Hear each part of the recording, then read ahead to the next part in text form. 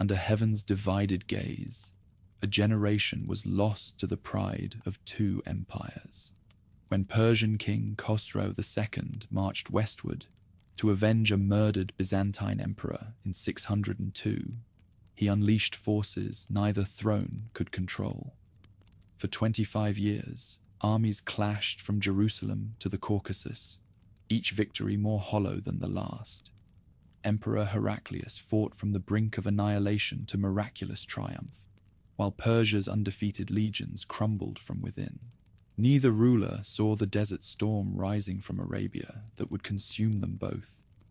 In this twilight conflict between fire temples and crosses, two ancient powers exhausted themselves into dust. The throne of Persia trembled long before it fell. In the final years of King Hormizd IV, the court at Ctesiphon had become a nest of silks and knives. Marble floors echoed with the shuffling of eunuchs carrying secret orders. Noble families plotted in low tones while the fire temples burned ever dimmer. What had once been the most disciplined empire in Asia was now cracking along invisible seams, its armies restless, its aristocracy humiliated, its king convinced that fear was stronger than loyalty. Hormizd had inherited the Sasanian crown from his father, Khosrow I, a ruler whose justice had been spoken of in foreign tongues. Yet the son possessed none of that measured wisdom. He trusted no man who rose by merit, preferring to crush those who shone too brightly. The treasury overflowed with silver, but the army went unpaid. Generals were dismissed at the faintest rumor of ambition. In taverns from Media to Mesopotamia, soldiers began to drink to one name only, Bahram Chobin. Bahram was a general of uncommon skill, born from the ancient Mihran family, his armor said to gleam like a second sunrise on the battlefield. He had spent years fighting Turks and Huns on the empire's eastern frontier, commanding the elite Savaran cavalry. In those campaigns, he perfected a formation that made Persian horsemen the envy of the world, armored cataphracts arranged in hollow squares, each side rotating volleys of arrows before launching a thunderous charge. His victories filled the empire with pride. His growing fame filled the king with dread. When Bahram returned to court after yet another campaign, Hormizd greeted him not with gratitude, but with insult. Before the nobles and priests, the king mocked his height, his vanity, and, most unforgivable of all, his lineage. The general's reward for years of conquest was dismissal. Bahram bowed stiffly, but behind his eyes the old loyalties burned to ash. He left Ctesiphon not as a servant of the king, but as a rival blessed by fate. In the spring of 590, rebellion spread like a desert fire. Bahram's veterans, hardened in the east, rallied to his banner. The aristocrats who had chafed under Hormizd's tyranny threw open their coffers. The empire's fortresses, starved of faith in their sovereign, began to shift allegiance. Hormizd responded with cruelty, executing nobles, blinding officers, even accusing his own sons of conspiracy. But fear could no longer keep the walls intact. Among those sons was Prince Khosrow, the second of Hormizd's line, a young man of learning and quick temper, educated in the philosophies of both Persia and Greece. Unlike his father, Khosrow valued diplomacy and saw that his dynasty's survival depended on more than terror. When the palace guards finally turned on Hormizd, it was Khosrow who hesitated. The king was dragged from his throne and blinded. Within days, he was dead, strangled by his own nobles. Ctesiphon rejoiced, yet the rejoicing had no center, for Bahram was already marching west. The general declared himself the restorer of Persian honor. He claimed the gods had abandoned the house of Sasan for its decadence, and that he, born of warrior blood, was chosen to cleanse it. His army, disciplined and fanatically loyal, advanced in squares that shimmered across the plains like moving mirrors. By summer, the banners of Bahram had reached the Tigris. Khosrow, proclaimed king, in name but ruling no land, fled the capital under cover of darkness with a handful of retainers. Behind him, the empire he had barely inherited was breaking apart. For weeks they rode north through burnt fields and ghost villages. Refugees lined the roads, farmers whose harvests had been seized by rival garrisons, priests carrying the sacred flame in bronze urns, widows who whispered prayers to any god that still listened. When Khosrow's small caravan reached the border of Roman Armenia, exhaustion had stripped away royal ceremony. He was a fugitive king without a crown, his horse gaunt, his cloak caked with dust. Beyond the mountains lay the empire of another weary ruler, Emperor Maurice of Byzantium. The two states had been enemies for generations, their wars stretching from the Euphrates to the deserts of Arabia. Yet necessity makes strange kinships. Maurice, practical and cautious, saw in the Persian prince not a rival, but a leaver, a man who could return Persia to its throne under Rome's favor. For Khosrow, the alliance was humiliation laced with hope. He crossed the frontier unarmed and was received not as a monarch, but as a supplicant beneath Byzantine standards. At the fortress of Hierapolis, the two met face to face. Chroniclers wrote that Khosrow knelt and placed his crown, a battered circlet carried from Ctesiphon, at the emperor's feet. Maurice lifted it, studied the bent metal, and smiled. Their pact was sealed with iron rather than ink. In exchange for military aid, the Persians would cede several contested provinces and swear peace for a generation. For both men, it was a wager on survival. When the joint army marched east in the winter of 590, it was a sight unseen for centuries. Byzantine legions marching beside Persian cataphracts, the eagles and the crescent lions sharing one wind. Bahram's forces met them near Ganzak in Azerbaijan. The battle raged across frozen ground. Horsemen crashed against shield walls. Arrows hissed in snowlight. Bahram's cavalry squares held firm until a Roman detachment feigned retreat, drawing them out of position. Then Khosrow's own troops struck the exposed flanks. The square collapsed inward, its discipline unraveling into panic. When the sun set, the field was littered with the bodies of men who had once marched together against Turks and Huns. Bahram's banner, a black stallion embroidered in gold, lay trampled in the mud. He fled toward the east, vanishing among the tribes of Central Asia, where rumor claimed he was later slain by his own hosts. Khosrow entered Ctesiphon at the head of his Byzantine allies, the city gates swinging open as though by divine decree. The nobles lined the avenue, proclaiming their loyalty once more, but their eyes measured him with the same careful calculation that had doomed his father. On the steps of the White Palace, Khosrow gave thanks to the god of fire and to the Christian emperor who had restored him. Yet even as he poured the ritual oil into the sacred flame, smoke from the battlefield still clung to his armor. Peace had returned, but it was not the peace of triumph. It was the stillness of exhaustion. The king had reclaimed his throne by foreign swords and foreign oaths. Behind the jeweled masks of ceremony, many wondered whether the house of Sasanian had been saved or merely postponed its doom. For in the embers of Bahram's rebellion, a darker flame was already stirring, the fire of vengeance that would one day consume two empires. Ctesiphon glittered once more, though beneath its shine, the air carried the scent of old smoke. After years of rebellion and exile, King Khosrow II sat again on the peacock throne, his crown set with turquoise and lapis, the flame of victory trembling above the altars. The courtiers called him Aparvez, the victorious. Yet the victory had come through another emperor's mercy. The men who bowed before him knew this and waited to see whether gratitude or pride would guide the new reign. In those first years, Khosrow governed like a man performing surgery on a wounded body. The empire had bled from a dozen cuts. Rebel garrisons in Media, ruined canals in Mesopotamia, taxes uncollected in the north.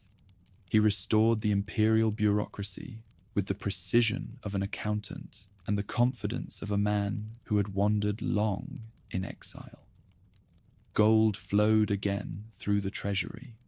Granaries were reopened, and the army, unpaid since Hormizd's paranoia, was granted arrears and new uniforms. To secure loyalty, he rewarded those who had followed him through hardship. Rustam, son of Farrukh Hormizd, received command of the western provinces. Shahbaraz, a soldier who had risen from obscurity, was given the king's trust and an army to match it. Khosrow knew that empire could be governed only by men who owed him everything and feared him equally. His gratitude toward Byzantium, though genuine at first, began to sour with prosperity. Emperor Maurice had kept his promise, returning the lost fortresses along the border, yet his envoys never let Khosrow forget the debt owed.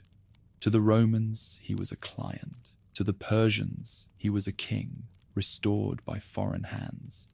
Every gesture of friendship now carried a shadow of humiliation. Still, the years following his return were the most splendid of his dynasty. The White Palace was rebuilt with marble quarried from Fars and pillars imported from Antioch. Musicians filled its courtyards with songs of the god Ahura Mazda's favor.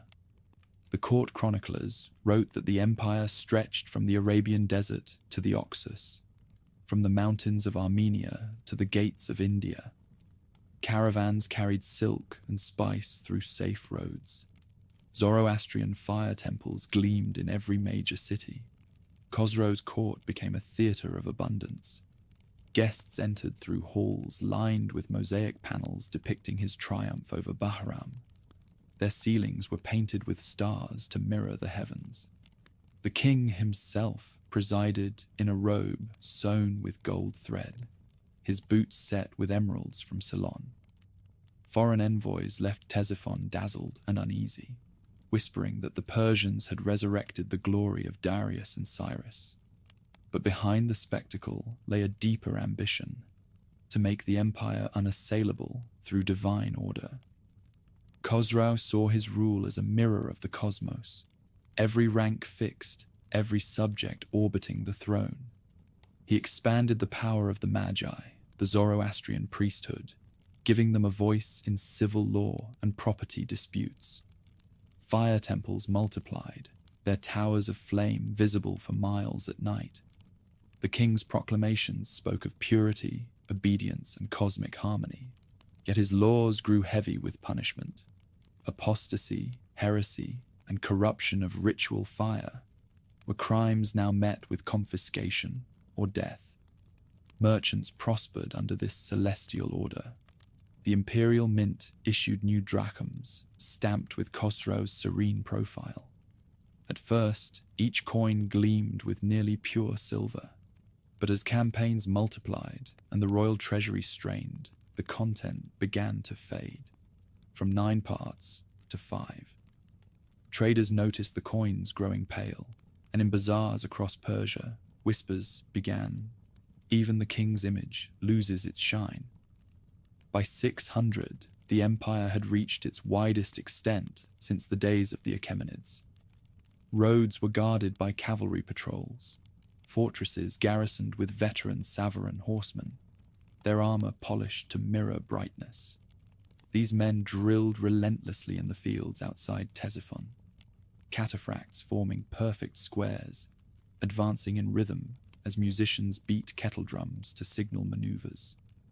Khosrow loved to watch them from a raised pavilion, remarking that order was the highest form of beauty. He was also a man of letters, fluent in Greek, Syriac, and Persian. Scholars found favor at his court, and poets composed verses comparing him to Solomon. Philosophers from conquered Antioch and Edessa were invited to debate theology with the Magi. Even Nestorian Christian clerics found cautious tolerance under his reign. Khosrow was fascinated by their mysteries, though he insisted that salvation belonged only to those who served the sacred flame. For a decade, peace endured between Persia and Byzantium. Two great empires, bound by exhausted friendship, regarded each other across the Euphrates like wary brothers who had once shared a wound. Maurice wrote to Khosrow with paternal advice, calling him "my son in fortune." The Persian king answered with gifts, silks, perfumes, a white elephant from India. But each letter carried beneath its courtesy a trace of resentment. In those tranquil years, Khosrow married Shirin, a Christian noblewoman famed for her beauty and intellect. Chroniclers describe her as the only person who could temper the king's will. Their union became legend in both Persian and Roman tongues, a romance sung by poets long after the empire itself had turned to dust. Shirin's counsel was often gentle but firm. She urged restraint in war, fairness in taxation, and compassion toward conquered peoples. Khosrow listened, but ambition murmured louder. By 602, the peace that had steadied the region began to strain. Reports reached Ctesiphon of unrest in the Balkans. Maurice, burdened by mutinous troops, demanded his army winter beyond the Danube to save money. The soldiers rebelled, proclaiming a centurion named Phocas as emperor. Within weeks, the old ally who had restored Khosrow's crown was dead, executed with his sons, their bodies cast into the sea. The news reached Persia like a divine summons. Khosrow, who had once fled his homeland with nothing but a broken crown, now saw the heavens reverse the fates. He called his generals, Shahabaraz and Shahin chief among them, and declared that Maurice's murder would not go unavenged. Whether justice or vengeance moved him is known only to the gods, but his proclamation resounded through the empire. The Romans had slain a rightful emperor and broken the order of the world. Preparations began immediately. Armories clanged through the nights. War horses were bred and armored anew. Across the Euphrates, fortresses stirred like waking beasts. Scribes recorded inventories: 10,000 spears, 6,000 cuirasses, 20 catapults. Priests lit consecrated flames before every campaign, praying that the king's justice would cleanse the earth.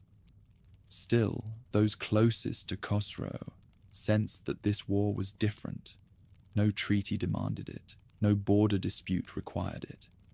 It was an act of faith and pride intertwined. The empire was strong, its coffers heavy, its soldiers disciplined, but peace had made them restless. In the final months before the invasion, the king walked often through the gardens of his palace, where fountains murmured beside imported cypresses. Witnesses say he would stop before the statue of Bahram Chobin, once his rival, now cast in bronze, and placed deliberately beneath the feet of a lion. "He rose against me," Khosrow once told a courtier, "and the gods gave me victory. Now I will rise against the world itself." The fire temples blazed brighter than ever, consuming mountains of cedar and myrrh. Priests proclaimed omens of divine favor. The planets aligned, eagles nesting over battle standards, flames that burned blue through the night. When Khosrow mounted his horse and took up the imperial standard, the golden spear crowned with a crescent, he did not look back toward the palace. What he set in motion that day would endure beyond his life, devouring both empires in flame. But for now, the king rode eastward beneath banners of crimson and gold, his armor gleaming, his heart certain that heaven itself would bear his cause. Winter settled over the Danube frontier like a curse. Emperor Maurice had ordered his legions to stay north of the river for the season, a cost-saving decree that seemed to mock the exhaustion of men who had bled for him. The soldiers, ragged and frostbitten, listened to the wind scrape across their tents and swore that even the emperor's heart must be made of ice. Among them rose the voice of Phocas, a coarse centurion with a scarred face and the dangerous gift of simplicity. He spoke what they all felt, that the emperor cared more for gold than for the men who earned it. When dawn broke, the army no longer marched under imperial standards, but beneath Phocas's makeshift banner. They crossed into Thrace, gathering momentum like an avalanche. Constantinople, tired of Maurice's austerity, opened its gates. Within days, the emperor who had once restored Khosrow II's throne was dragged from sanctuary and executed along with his sons. Their severed heads were displayed before the mob, and the new ruler declared himself the defender of Rome. Far away in Ctesiphon, the news reached the Persian court, wrapped in silk and disbelief. Khosrow listened without a word, the messenger trembling as he spoke the details. Maurice slain, the royal children drowned, the throne usurped by a common soldier. For a long while, the king said nothing. Then, quietly, he gave an order that would ignite the last and most ruinous of the ancient wars. The banners of Persia would arise again. Officially, Khosrow called it vengeance. He claimed the gods demanded justice for the murdered emperor who had once saved his life. Yet those who knew him saw another fire behind his eyes, a hunger to erase the memory of dependence. Avenging Maurice would also avenge Khosrow's own humiliation. Mobilization began with precision. The Savaran cavalry gathered from every province, their armor polished until the desert sun flashed across 1,000 mirrored plates. Supply trains rolled westward, laden with grain, dried fruit, and silver coinage. Debased, but still bearing the king's calm profile. Priests lit consecrated flames along the Euphrates, blessing each spear that would cross into Roman land. Khosrow appointed his most trusted commanders, Shahrbaraz, the leopard of the south, and Shahin, a strategist famed for patience rather than glory. Each was given full autonomy, a gesture that revealed both confidence and calculation. Shahrbaraz would lead the main offensive into Mesopotamia, while Shahin advanced north through Armenia, cutting off Roman reinforcements from the Caucasus. In early 603, the Sasanian war machine began to move. Cataphracts advanced in deep squares, their formation nearly impervious to frontal attack. The first blows fell on Dara, the Roman fortress that had once guarded the empire's eastern gate. Byzantine garrisons, leaderless and demoralized by Phocas's erratic commands, surrendered after brief resistance. Those who held fast were broken by Persian siegecraft, towers of cedar and iron, pushed forward under covering volleys of flaming arrows. Within weeks, the walls that had defied Persia for generations were breached. Shahrbaraz pressed westward with calculated brutality. His troops sacked Edessa, cutting down defenders in the narrow streets while engineers extinguished the Christian lamps that burned above the city gates. In captured fortresses, the Persians left garrisons of mixed origin: Persian officers, Armenian auxiliaries, Arab mercenaries, so that loyalty was divided and rebellion impossible. To the terrified populations, Khosrow's proclamations arrived nailed to the walls. This is not conquest, but restoration. The false emperor Phocas shall be purged by fire. In Constantinople, Phocas's rule degenerated into a spectacle of fear. He executed officials suspected of sympathy for Maurice's memory, replacing them with flatterers and kin. The imperial treasury drained into the hands of bribe-seekers. When news arrived of Dara's fall, he ordered public prayers instead of reinforcements. The Senate whispered of divine punishment. and the patriarch muttered that God had turned his face from the city. Through 603 and 604, the Persian tide rolled on. Shahin's northern columns captured Theodosiopolis. Shahbaraz's main army crossed the Euphrates unopposed. Villages surrendered without a fight. Others burned to black husks in the wake of the advance. Captured soldiers were offered a single mercy: swear loyalty to the King of Kings, or join their comrades in the ditch. The efficiency of Persia's campaign stunned the world. Khosrau's intelligence network, rebuilt since his exile, fed him reports from every front. Each victory was celebrated with sacrifices at the fire temples. Each captured city sent a procession of prisoners to Ctesiphon, paraded through the capital before being marched into servitude. For the first time in living memory, the Roman provinces east of the Euphrates lay open. In the west, Phocas's generals tried to assemble a defense, but without pay or confidence, the Byzantine legions dissolved into scattered militias. One chronicler described them as men who fought like ghosts for a ghost of an empire. When Edessa finally fell, its defenders were crucified along the road as a warning to others. Even the Persians grew weary of the slaughter. The captives were too many, the graves too shallow. Within 2 years, Khosrau's armies had overrun Mesopotamia and parts of Syria. Antioch trembled, its walls manned by priests and merchants rather than soldiers.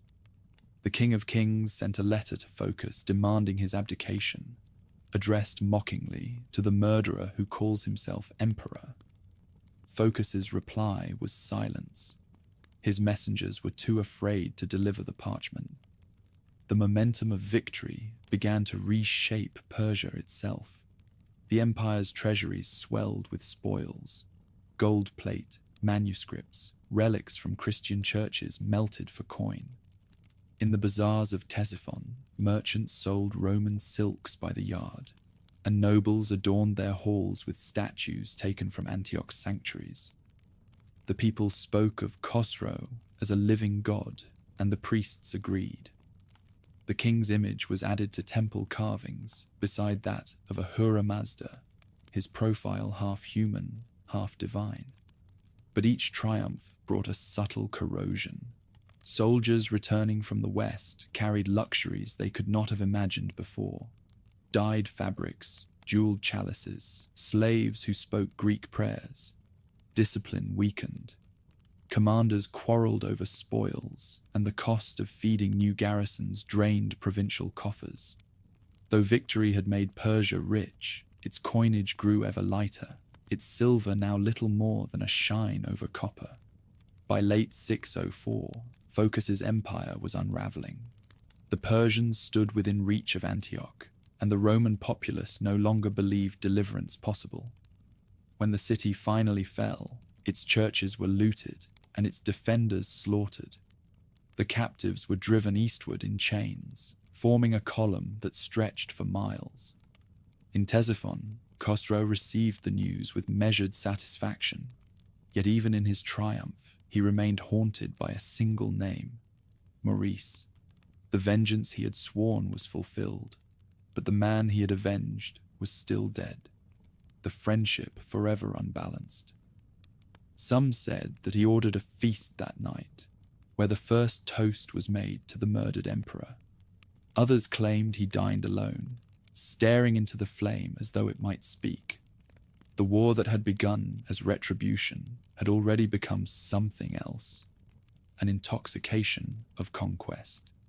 Persia's armies, drunk on victory, pressed deeper into Byzantine lands. Behind them, the empire they left began to hollow, its resources pouring westward, its strength scattered across mountains and deserts. What had started as an act of justice was turning into a hunger without end, and in that hunger lay the ruin of both crowns. The Euphrates had ceased to be a frontier. By the time the spring of 604 bled into summer, Persian horsemen were watering their mounts in its western tributaries, and the watchtowers that once guarded the Roman border had become Persian granaries. The sky above Mesopotamia darkened with banners stitched in gold thread, lions, suns, crescents, and the sound of hooves replaced the tolling of church bells. Shahrbaraz led the invasion with the precision of a blacksmith shaping hot iron. His Savaran cavalry advanced in iron-clad squares, each flank bristling with archers who loosed their arrows in rhythmic volleys before the charge. Behind them moved camel trains carrying siege engines, catapults, towers, and rams dismantled into hundreds of wooden ribs. The Persian army had learned the Roman art of logistics and then surpassed it. They traveled with their own forgers and carpenters, their own priests and scribes, an empire on the march. The first blows fell upon Dara, the fortress that Emperor Justinian had once called the Eastern Shield of Christendom. It held out for weeks, its walls battered by engines that hurled stone the weight of oxen. At last, fire and exhaustion did what steel could not. Persian engineers tunneled beneath the southern gate, collapsing an entire section of wall. The garrison was cut down, and Shahrbaraz ordered the survivors deported eastward. Some 20,000 souls, it was said, were marched across the plains toward Ctesiphon to labor for the king's glory. Next came Edessa. The city resisted longer, believing its relics and saints would guard it. But by 609, the citizens had begun to starve. Shahrbaraz constructed towering siege machines that crept forward under a rain of flaming pitch. When the gates finally opened, the Persians poured through in silence, disciplined even in victory. Churches were stripped of their silver. The population, spared massacre, was bound for slavery. By then, Constantinople was no longer governed. It was merely enduring. Phocas's tyranny had drained the treasury, and the army fought without pay or morale. Provincial governors acted as small kings, fortifying their own cities and ignoring the capital's decrees. Each new defeat bred another rebellion. The empire of Justinian, once dazzling and defiant, was now a candle guttering in its own wax. In 610, as Persian standards advanced toward the Levant, another army rose from Africa. Heraclius, son of the Exarch of Carthage, sailed with a fleet of rebels toward the Bosporus, while Shahrbaraz stormed fortress after fortress in the east. Heraclius entered Constantinople to the roar of a desperate populace. Phocas, dragged from his palace, met the blade with a final snarl.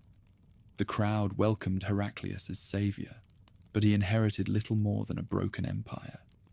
The Persians did not pause for the change of rulers. To Khosrau II, it made no difference which Roman wore the diadem. The war, once avowed as vengeance, had become holy and imperial. He named Shahrbaraz supreme commander of the West and ordered him to cleanse Syria and Palestine of Roman power. Shahin, his northern counterpart, would keep pressure on Anatolia, feinting toward Cappadocia to divide Byzantine defenses.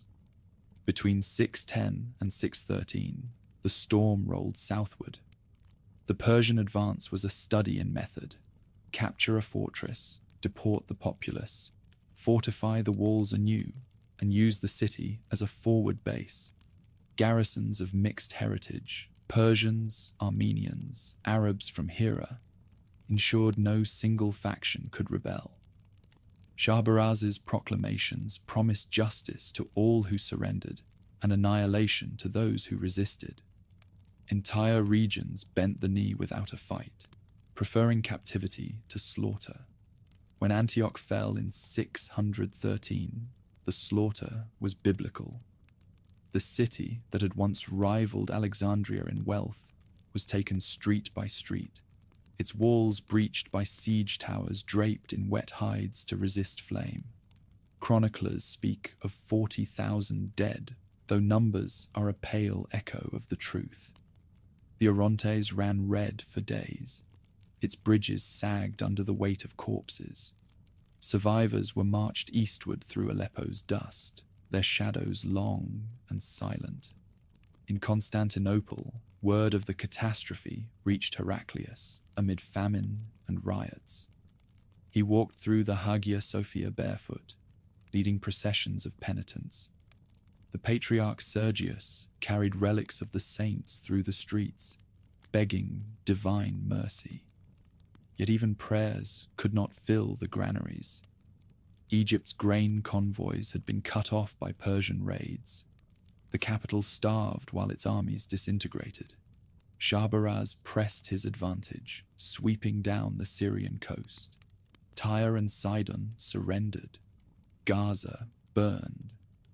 The Persians had learned from their Greek enemies the power of the sea, but rather than build fleets, they built roads, ensuring that their armies could strike any coastal city before the Byzantines could reinforce it by ship. Discipline and ruthlessness moved together. Every conquered town fed the next assault. As the Persians neared Jerusalem, Christian chroniclers described omens: blood rain, eclipses, statues that wept. To the Persians, these were signs of divine favor. They surrounded the holy city in the spring of 614, their siege engines forming a ring of iron around the walls. The defenders fought with fanatic faith, knowing what awaited them if they failed. For 21 days, stones thundered against ramparts. Towers burned, rebuilt, and burned again. Finally, a breach opened near the Damascus Gate. The storming of Jerusalem was swift and merciless. Persians, allied Arab contingents, and disaffected Jews poured through the city. Churches were desecrated. The great basilica of the Holy Sepulchre was set aflame.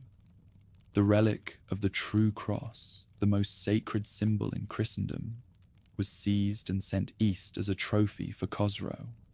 Nearly 90,000 were said to have perished or been enslaved. When the news reached Constantinople, a collective wail swept through the city. It was not merely a loss of land, but a wound to the soul. The Byzantines believed that heaven itself had turned its face away.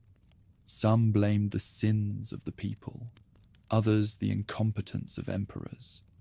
Heraclius, though newly crowned, bore the weight of both. Meanwhile, in Ctesiphon, celebration drowned conscience. Khosrow presided over ceremonies that lasted for days. The relic of the true cross was displayed in the White Palace beside the sacred fire. Courtiers claimed the flame rose higher than ever, as though acknowledging its equal. Priests chanted hymns likening the king to divine light itself. Yet behind the rituals, cracks widened. Endless war required endless coin. The silver content of Persia's drachms fell again. Governors delayed remitting taxes. Generals began to act as lords of their own fiefs. Still, to the world beyond Persia, Khosrow's empire appeared invincible. His banners now flew over Damascus, Jerusalem, and Antioch. His name was invoked in Armenia, his decrees obeyed in Egypt's frontier garrisons. The Romans, their cities smouldering, seemed to have no breath left to resist. And yet within the ruins of Byzantium, a new discipline was forming. Heraclius, the young emperor, studied the failures of his predecessors with a soldier's clarity. He saw that defense had only fed defeat. From the ashes of Antioch and Jerusalem, he began to imagine a war fought not from walls, but from faith and movement. For now, though, the world belonged to Persia. The fire temples blazed so bright that sailors claimed they could see their glow from the eastern Mediterranean. Khosrow, the second, master of half the known world, believed that Ahura Mazda had fulfilled his covenant with the house of Sasan. He did not know that the flame, when it burned too high, consumed its own altar. When the fleet of Heraclius approached the Golden Horn, the sea lay still, as if waiting to judge him. Smoke drifted above the city walls, wood smoke from starving households, tar from the docks, incense from the churches that prayed for deliverance. Constantinople shimmered like a relic too sacred to touch and too damaged to restore. The new emperor's ships entered a harbour, lined with hollow-eyed citizens who watched without cheering. They had seen too many saviors arrive in triumph and depart in disgrace. The corpse of Phocas still hung from the gate tower, blackened by sun and wind. His fall had ended one tyranny, but not the decay that bred it. In the streets, dogs gnawed at refuse where fountains once ran. The markets were nearly empty. Merchants offered wilted herbs, stale bread, or trinkets stripped from the dead.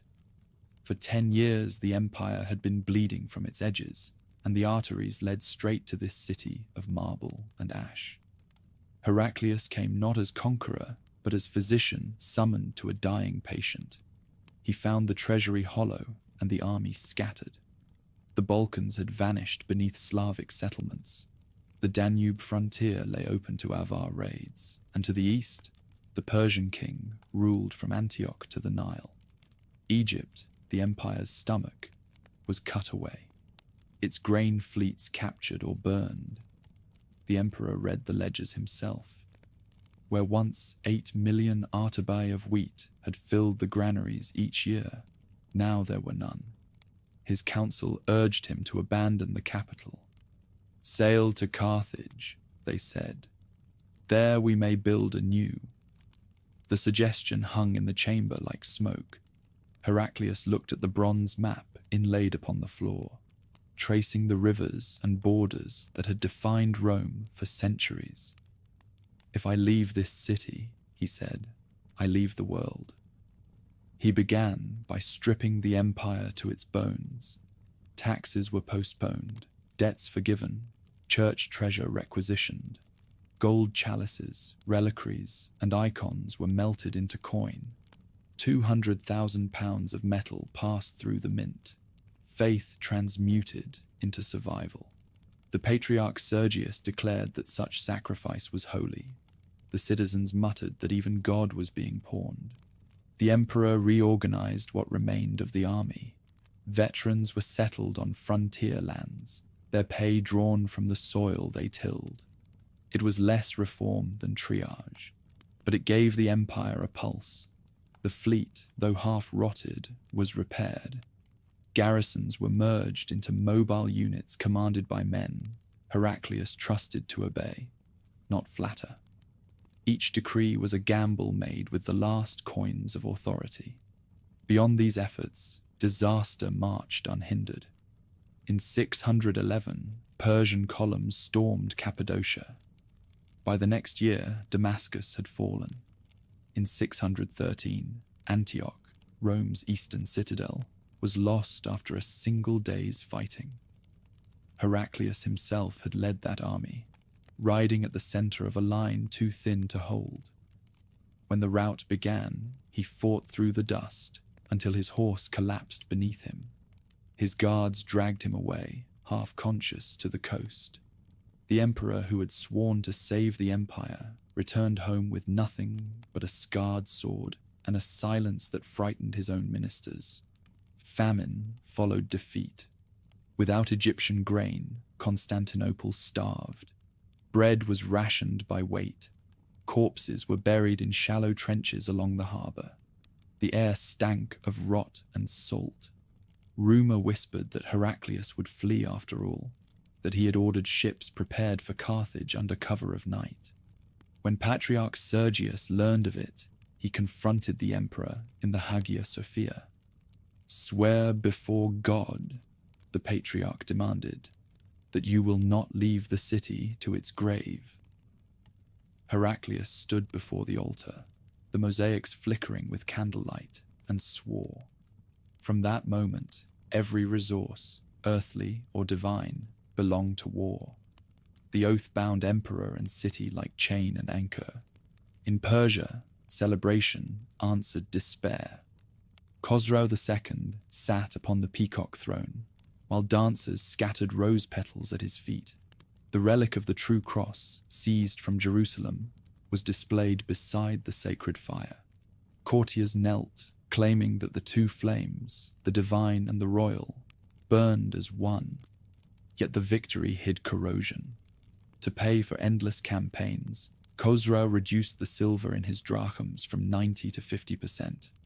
Merchants weighed coins against older ones and found them wanting. Even triumph had begun to sound hollow.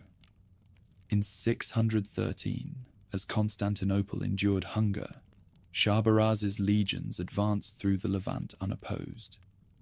Their discipline was mathematical. Each fortress surrounded, each city reduced, its population deported east to repopulate Persian provinces. By spring 614, Jerusalem itself was encircled. The defenders fought behind walls scorched black from earlier sieges. Priests carried relics along the battlements, while arrows hissed through the smoke. For 21 days, the siege engines roared. On the 22nd, a section of wall collapsed near the Damascus gate, and the city was consumed. Eyewitnesses later claimed that the Orontes ran red, that churches burned for a week, that the Basilica of the Holy Sepulchre fell with its roof aflame. 90,000 died or were enslaved. When the Persians carried the true cross eastward, even their captains wondered if they had gone too far. The messenger who brought news of the disaster reached Constantinople half dead from exhaustion. He staggered into the great church during Vespers, shouting the tidings before collapsing at the patriarch's feet. The congregation answered with a single moan that rose into weeping. Bells tolled through the night. Women tore their veils. Men beat their breasts in the streets. The loss was not strategic. It was cosmic. Heraclius listened in silence, then dismissed his court and walked alone along the sea walls. Beyond the strait, Persian campfires glimmered near Chalcedon. The enemy was close enough to see, yet the emperor felt further from victory than any man alive. The empire he ruled now consisted of walls, water, and faith. He turned to study the sea. Somewhere beyond that horizon lay the eastern deserts where Khosrau's empire shone like a mirage. The thought struck him with the clarity of revelation. If Persia's armies could cross continents to destroy, then Rome's could cross deserts to redeem. The Strategicon of Maurice lay open on his desk that night, its margins filled with the emperor's new handwriting. Sketches of routes, supply lists, alliances to be forged among the Khazars and Armenians. He began to imagine a war of movement, fought not for territory, but for survival's sake. That vision would take years to bloom, but the seed was sown amid ruin. For now, Heraclius became the city's embodiment of endurance. He trained daily with the soldiers, his armor plain, his beard untrimmed. The people saw him drilling in the fields beyond the Blakeney quarter, lifting shield and spear until his arms bled. "You are the last Romans," he told them, "and I am the first among the condemned." Each dawn, the church bells echoed those words across the harbour, mingling with the clang of hammers repairing the fleet. Constantinople, though starving, began to move again. Hope returned not as joy, but as rhythm, the rhythm of oars on the water, of soldiers marching to the gatehouses, of priests chanting through sleepless nights. Khosrau, hearing of the emperor's renewed preparations, dismissed them with laughter. "Let the ghost rattle its chains," he said. Yet his laughter did not travel far. Reports arrived of mutinies among garrisons, of empty granaries, of governors enriching themselves beyond restraint. Victory had stretched the empire thin as hammered gold. By the winter of 614, the two rulers faced one another across the narrow Bosporus, Heraclius behind the triple walls of Constantinople, Shahabaraz encamped on the Asian shore, his fires mirrored in the sea. Between them lay a silence that seemed to hold the world's breath. Heraclius climbed the palace terrace and gazed east. The wind smelled of ash and salt. The moon glinted on the water like a blade. "The empire dies each time we wait," he murmured. Somewhere below, the bells began to ring again, slow, deliberate, defiant. He turned from the sea and called for his generals. Soon, he told them, they would march not to defend, but to redeem. Across ages, the desert had stood as a threshold between empires. For centuries, it divided the Roman world from the Persian. Yet by 616 AD, the boundary existed only on old maps and fading coins. Shahabaraz, the king's most relentless commander, now led his army along the coastal road toward Egypt, the last unbroken artery of Byzantine power. The Nile was the empire's breath, its yearly flood the rhythm of its survival. Whoever possessed it would hold Constantinople by the throat. The campaign began with precision rather than spectacle. Shahabaraz knew that conquest was sustained not by victories, but by supply. His engineers repaired the roads first. His scouts secured water sources along the way. Each unit moved with its own train of camels and oxen, every load measured and recorded by scribes who rode at the center of the column. Behind them followed priests bearing portable fire altars. When they halted at dusk, the camp filled with the scent of cedar and oil, the flames burning in shallow bronze dishes like small suns. Egypt, under the Byzantine governor Nicetas, was prosperous but far from prepared. Years of imperial neglect had left the fortresses undermanned, their walls eroded by Nile floods. Local officials, loyal only to their own survival, bartered information for promises of safety. Persian gold traveled faster than Persian swords. When the first skirmishes erupted near Pelusium, whole garrisons changed banners overnight. Shahabaraz advanced as if unrolling a scroll, each fortress a line, each victory a syllable. His cataphracts moved through the delta in tight formation, squares of armored riders whose discipline resembled ceremony more than war. Their arrows fell in arcs that blotted out the sun. Their charges shattered the improvised Byzantine levies. Every captured city was forced to feed the next, each grain store sealed and marked with the royal stamp. Alexandria alone refused submission. For 14 months it held, surrounded by marshes and siege lines that cut the city off from sea and land alike. Within its walls, the great library's halls became barracks. Churches served as armories. Citizens melted household silver to fund the defense. Famine crept from house to house. The governor's proclamations promised relief from Constantinople, but no sails appeared on the horizon. When the Persians finally breached the sea wall in the spring of 619, the defenders had neither food nor strength left. Shahabaraz entered the city in silence. No massacre followed. The victory itself was punishment enough.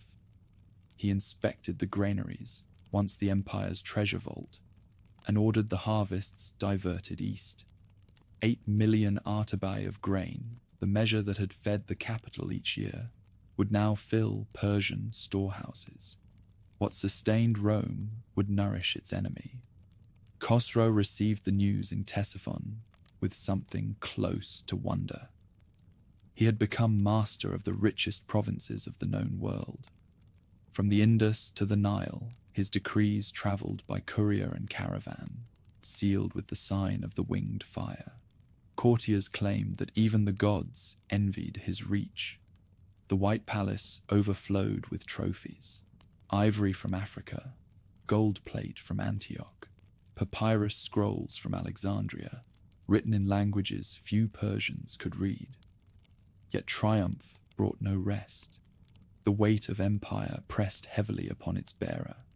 Each new conquest demanded more coin, more garrisons, more faith. The silver coinage, once bright and solid, dulled with copper until merchants in the bazaars weighed it suspiciously. The cost of keeping the army in Egypt alone, tens of thousands of men, horses, and engineers, strained the treasury. Khosrow ordered the mint to increase production, flooding the realm with new drachms that shone briefly before tarnishing in the hands of his subjects. Even the Magi murmured of imbalance. The sacred flame, they warned, must be tended, not forced to devour endlessly. Khosrow ignored them. He believed himself the chosen of Ahura Mazda, guardian of order in a world ruled by corruption. The priests fell silent, but the whispers spread through the capital that the King of Kings had begun to hear only his own voice. In Constantinople, Heraclius learned of Egypt's fall as a condemned man learns the hour of his death. Messengers arrived thin as shadows, their ships nearly wrecked by storms. They brought word that Alexandria's gates had opened, that the granaries were lost, that the Persians now held the delta entire. The emperor received the report without speaking. His advisors waited for orders that never came. He dismissed them and retreated to his chamber, where the map of the empire, once a continent of red ink, had become a scattering of isolated coasts. For days he neither ate nor slept. The courtiers whispered that he had gone mad, that he wandered the halls reciting psalms in Greek and Syriac. In truth, he was listening to silence, to the thin voice within that refused surrender. Out of that stillness came decision. If the empire's body was gone, its spirit must become a blade. He began to prepare not for defense, but for pilgrimage. Egypt's loss marked the zenith of Persia's expansion. From the perspective of the White Palace, the world seemed divided into those who obeyed and those who awaited conquest. Yet distance breeds delusion. In the provinces, governors hoarded taxes. Soldiers on the western frontier muttered over pay delayed for months. Mercenaries sold their loyalty twice in a season. The great machine that had carried the Sasanian banners to the sea began to grind under its own weight. Shabaraz, ever practical, saw it first. He wrote to the king, warning that supply lines stretched across hostile deserts and seas, that garrisons in Syria and Egypt already cost more than they yielded. Khosrow answered with rebuke. "You are my arm," he wrote, "not my counselor. Strike until the enemy is no more." Shabaraz obeyed, but the letter's echo lingered. In conquered Alexandria, the Persian general governed with austere efficiency. He taxed the Coptic farmers lightly to secure their labor and allowed the Christian clergy to preach under supervision. His rule was pragmatic, almost merciful, for he understood that empire endured longer through grain than through terror. Barges laden with wheat drifted down the Nile. Their sails dyed crimson with the king's emblem. The harvest of Egypt now flowed eastward toward Ctesiphon, a river of sustenance and temptation. The war that had begun as vengeance now fed itself on momentum. Heraclius's empire seemed extinguished, Persia's unchallenged. Yet even in victory, unease rippled through the royal court. The Magi warned that expansion without rest was defiance of the cosmic order. Generals feared overextension. Merchants complained that trade with the West had vanished. The King of Kings, hearing these laments, dismissed them all as cowardice. "Let them call me fire," he said. "I was not born to be ash." In the deserts beyond Egypt's frontier, his legions built altars from brick and bone, the flames flickering under stars. They believed themselves eternal, guardians of the new world their king had forged. But among the embers of conquered lands, Another fire smoldered, small, unseen, and patient. Heraclius, in the quiet halls of his battered capital, had begun to breathe again. He was already planning the unthinkable, to strike back across mountains and seas, to wound the empire that believed itself immortal. The empire that had almost perished began to stir.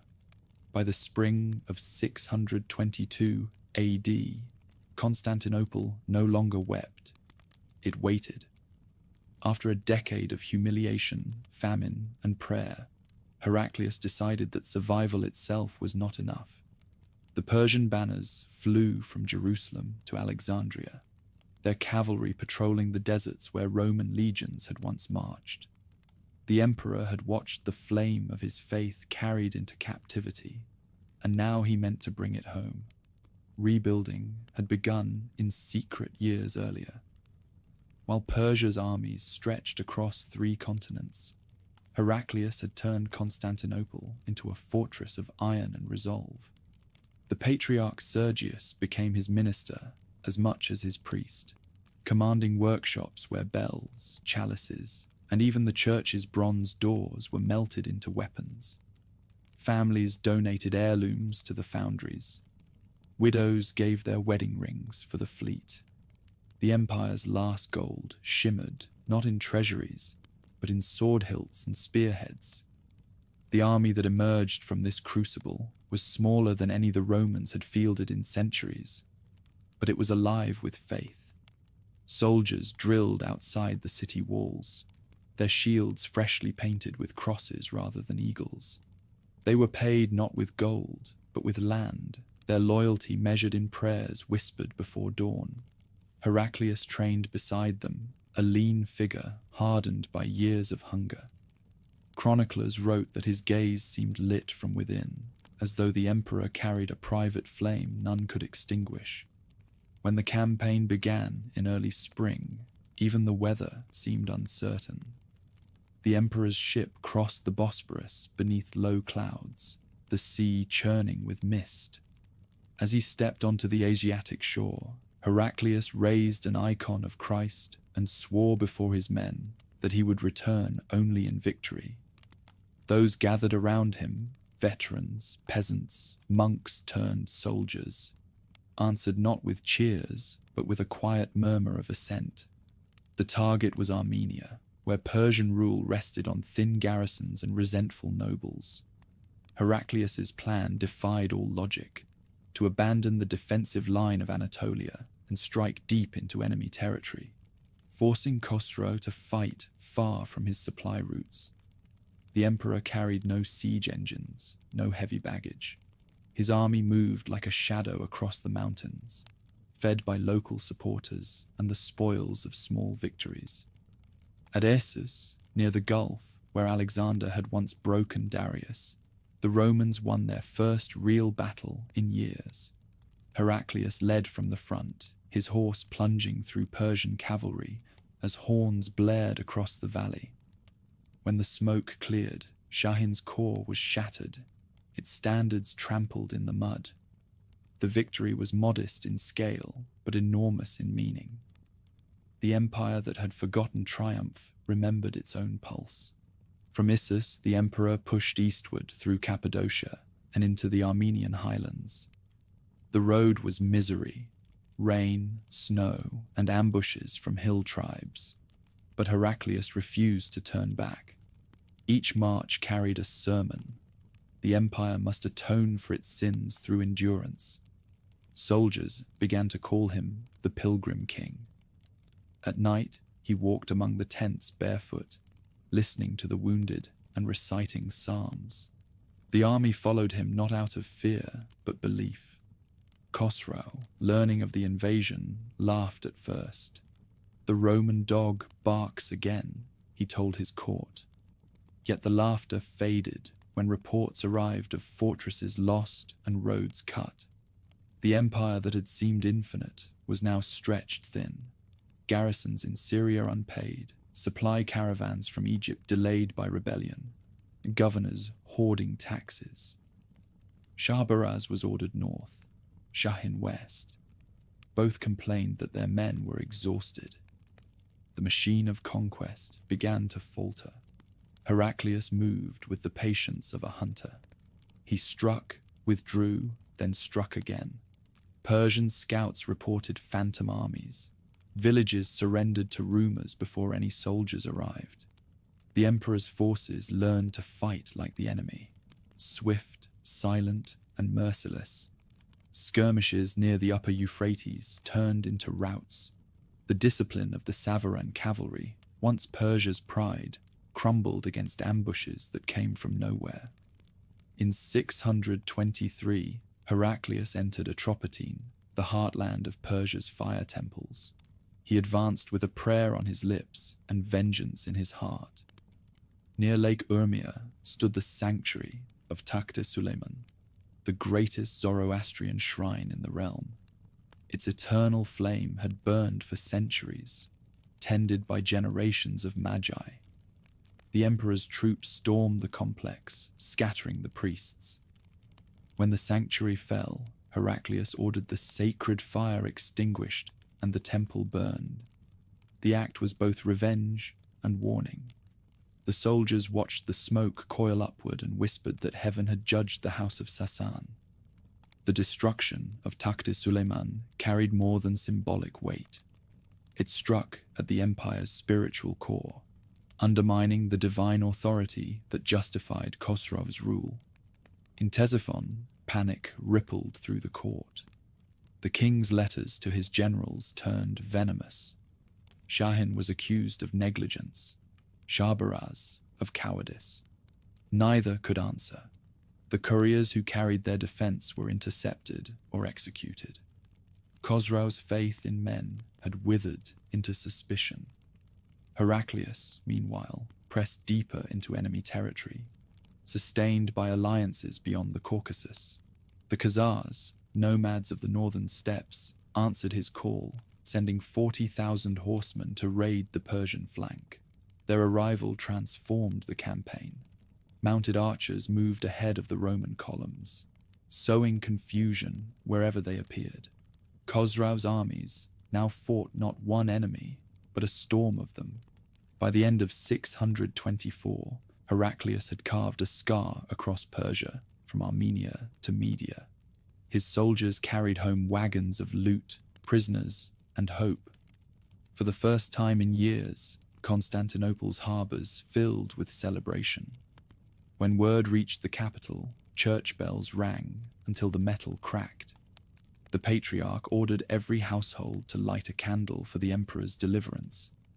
The city that had once prayed for survival now prayed for victory. Yet Heraclius remained unsatisfied. Each success revealed how far the road still stretched. He knew that Khosrow would never yield while he drew breath. The empire might recover its land, even its relics, but peace required something greater, the shattering of Persian pride itself. In the winter camps along the Araxes River, the emperor looked east toward the mountains where his next campaign would lead. Snow covered the tents. The wind smelled of smoke and iron. His officers urged rest, but Heraclius shook his head. "We have not come to breathe," he said. "We have come to burn." The soldiers bowed their heads, understanding that this was no longer a war for land or treasure. It was a struggle for memory, whether history would end with the fire of Ahura Mazda or the cross of Christ. For now, the balance tilted toward Rome. The tide that had drowned an empire was beginning, at last, to recede. Snow still smoldered on the blackened stones of Takhte Suleiman when the army turned north. Behind them lay the extinguished altar of a faith. Ahead, passes that knifed through the Caucasus toward the royal roads of Media. What Heraclius had begun as a raid had become a reckoning. Temples lay gutted, granaries burst open, way stations stripped of horses. The king who called himself God's equal now felt the breath of an enemy in the corridors of his own house. Across the plain of Atropatene, fires flared each night like a second constellation. Roman foragers did not plunder at random. They burned canal gates and storehouses, hewed down bridge timbers, and drove off remount herds. Everything that made a campaign possible in spring.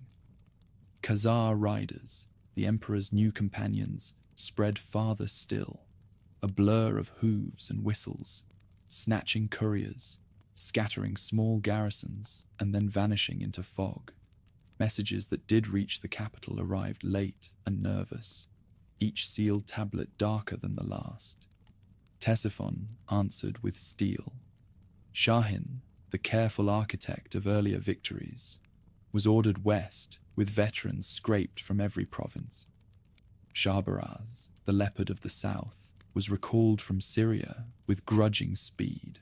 One brought method, the other audacity. Both carried the weight of a monarch who now doubted every oath. Their instructions were blunt: pin the Roman host against the mountains, crush it between hammer and shield, and send the emperor's head to the White Palace. Heraclius refused to be fixed.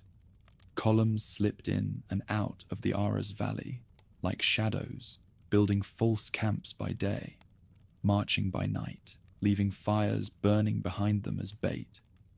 When Persian scouts found a deserted encampment, they also found pits for horses, tripwires for night raids, and the sickening smell of spiked wine. A campaign that had once been arithmetic turned into rumor and chase. Near Ganzak, the dance finally tightened into battle. Shahin drew up a broad front on frost-stiff ground, heavy infantry in the center, cuirassed horse archers layered on the wings, the elite Savarans squared in reserve. His plan was old and sound: pin with arrows and weight, enclose with the cavalry squares, finish with cataphract shock. Heraclius met it with a line that looked fragile until it moved. The Roman fulcon, dense, shield-locked, javelins gripped overhand, absorbed the first arrow storm and crept forward in short, murderous steps. At the moment of contact, trumpets cut the air. A shell wedge punched through the center. Flanks bent, not broke. Khazar horse erupted from a fold in the ground where no army should have hidden, pelting the Savaran with darts at the joints of their armor. For an hour the field hung in balance. Then discipline failed on the left, where a Persian squadron wheeled to cover a gap and drifted too far from its square. Heraclius threw in his household guard at a run. The breach became a wound, the wound a rout. Shahin's standard disappeared in the churn of men. By dusk, his line had unraveled into islands cut off by riders who hunted without mercy. When the moon climbed, the battlefield belonged to the living and to the wolves. Defeat broke the strategist as surely as any spear. He fell ill on the road south. Despair, fever, or poison, no chronicle can say, and died under a felt tent, attended only by a scribe who could no longer keep ink unfrozen. Word of his end reached the court like a dropped veil. Khosrow ordered public mourning for the general he had just accused of cowardice, then sent out fresh edicts that blamed treachery, fate, and insufficient sacrifice, never himself. Letters crossed the front like knives wrapped in silk. From the White Palace came a parchment spattered with cinnabar. To the slave who calls himself emperor, your God was not there when we took Jerusalem. He will not be there when we take your city. The answer rode back, folded around an iron nail. From the ruler whom your injustice raised. I found your temples full of fire. I left them full of smoke. Come and see if your gods can breathe ash. Courtiers read both by lamplight and shivered, for such words did not end in parley. Winter of 624 to 625 pressed down hard. Supply became the true battlefield. Roman detachments moved like wolves along caravan routes, seizing mules before grain, mules before arrows, anything that kept a man in the saddle. Whole districts were left unusable for a season. Canals choked with stone, cisterns salted, ferry chains hacked through and sunk. When Shabaraz pushed north at last, he found the stations that should have fed him replaced by black heaps and cawing birds. What followed was not one battle, but a campaign of feints and lunges that savaged both sides.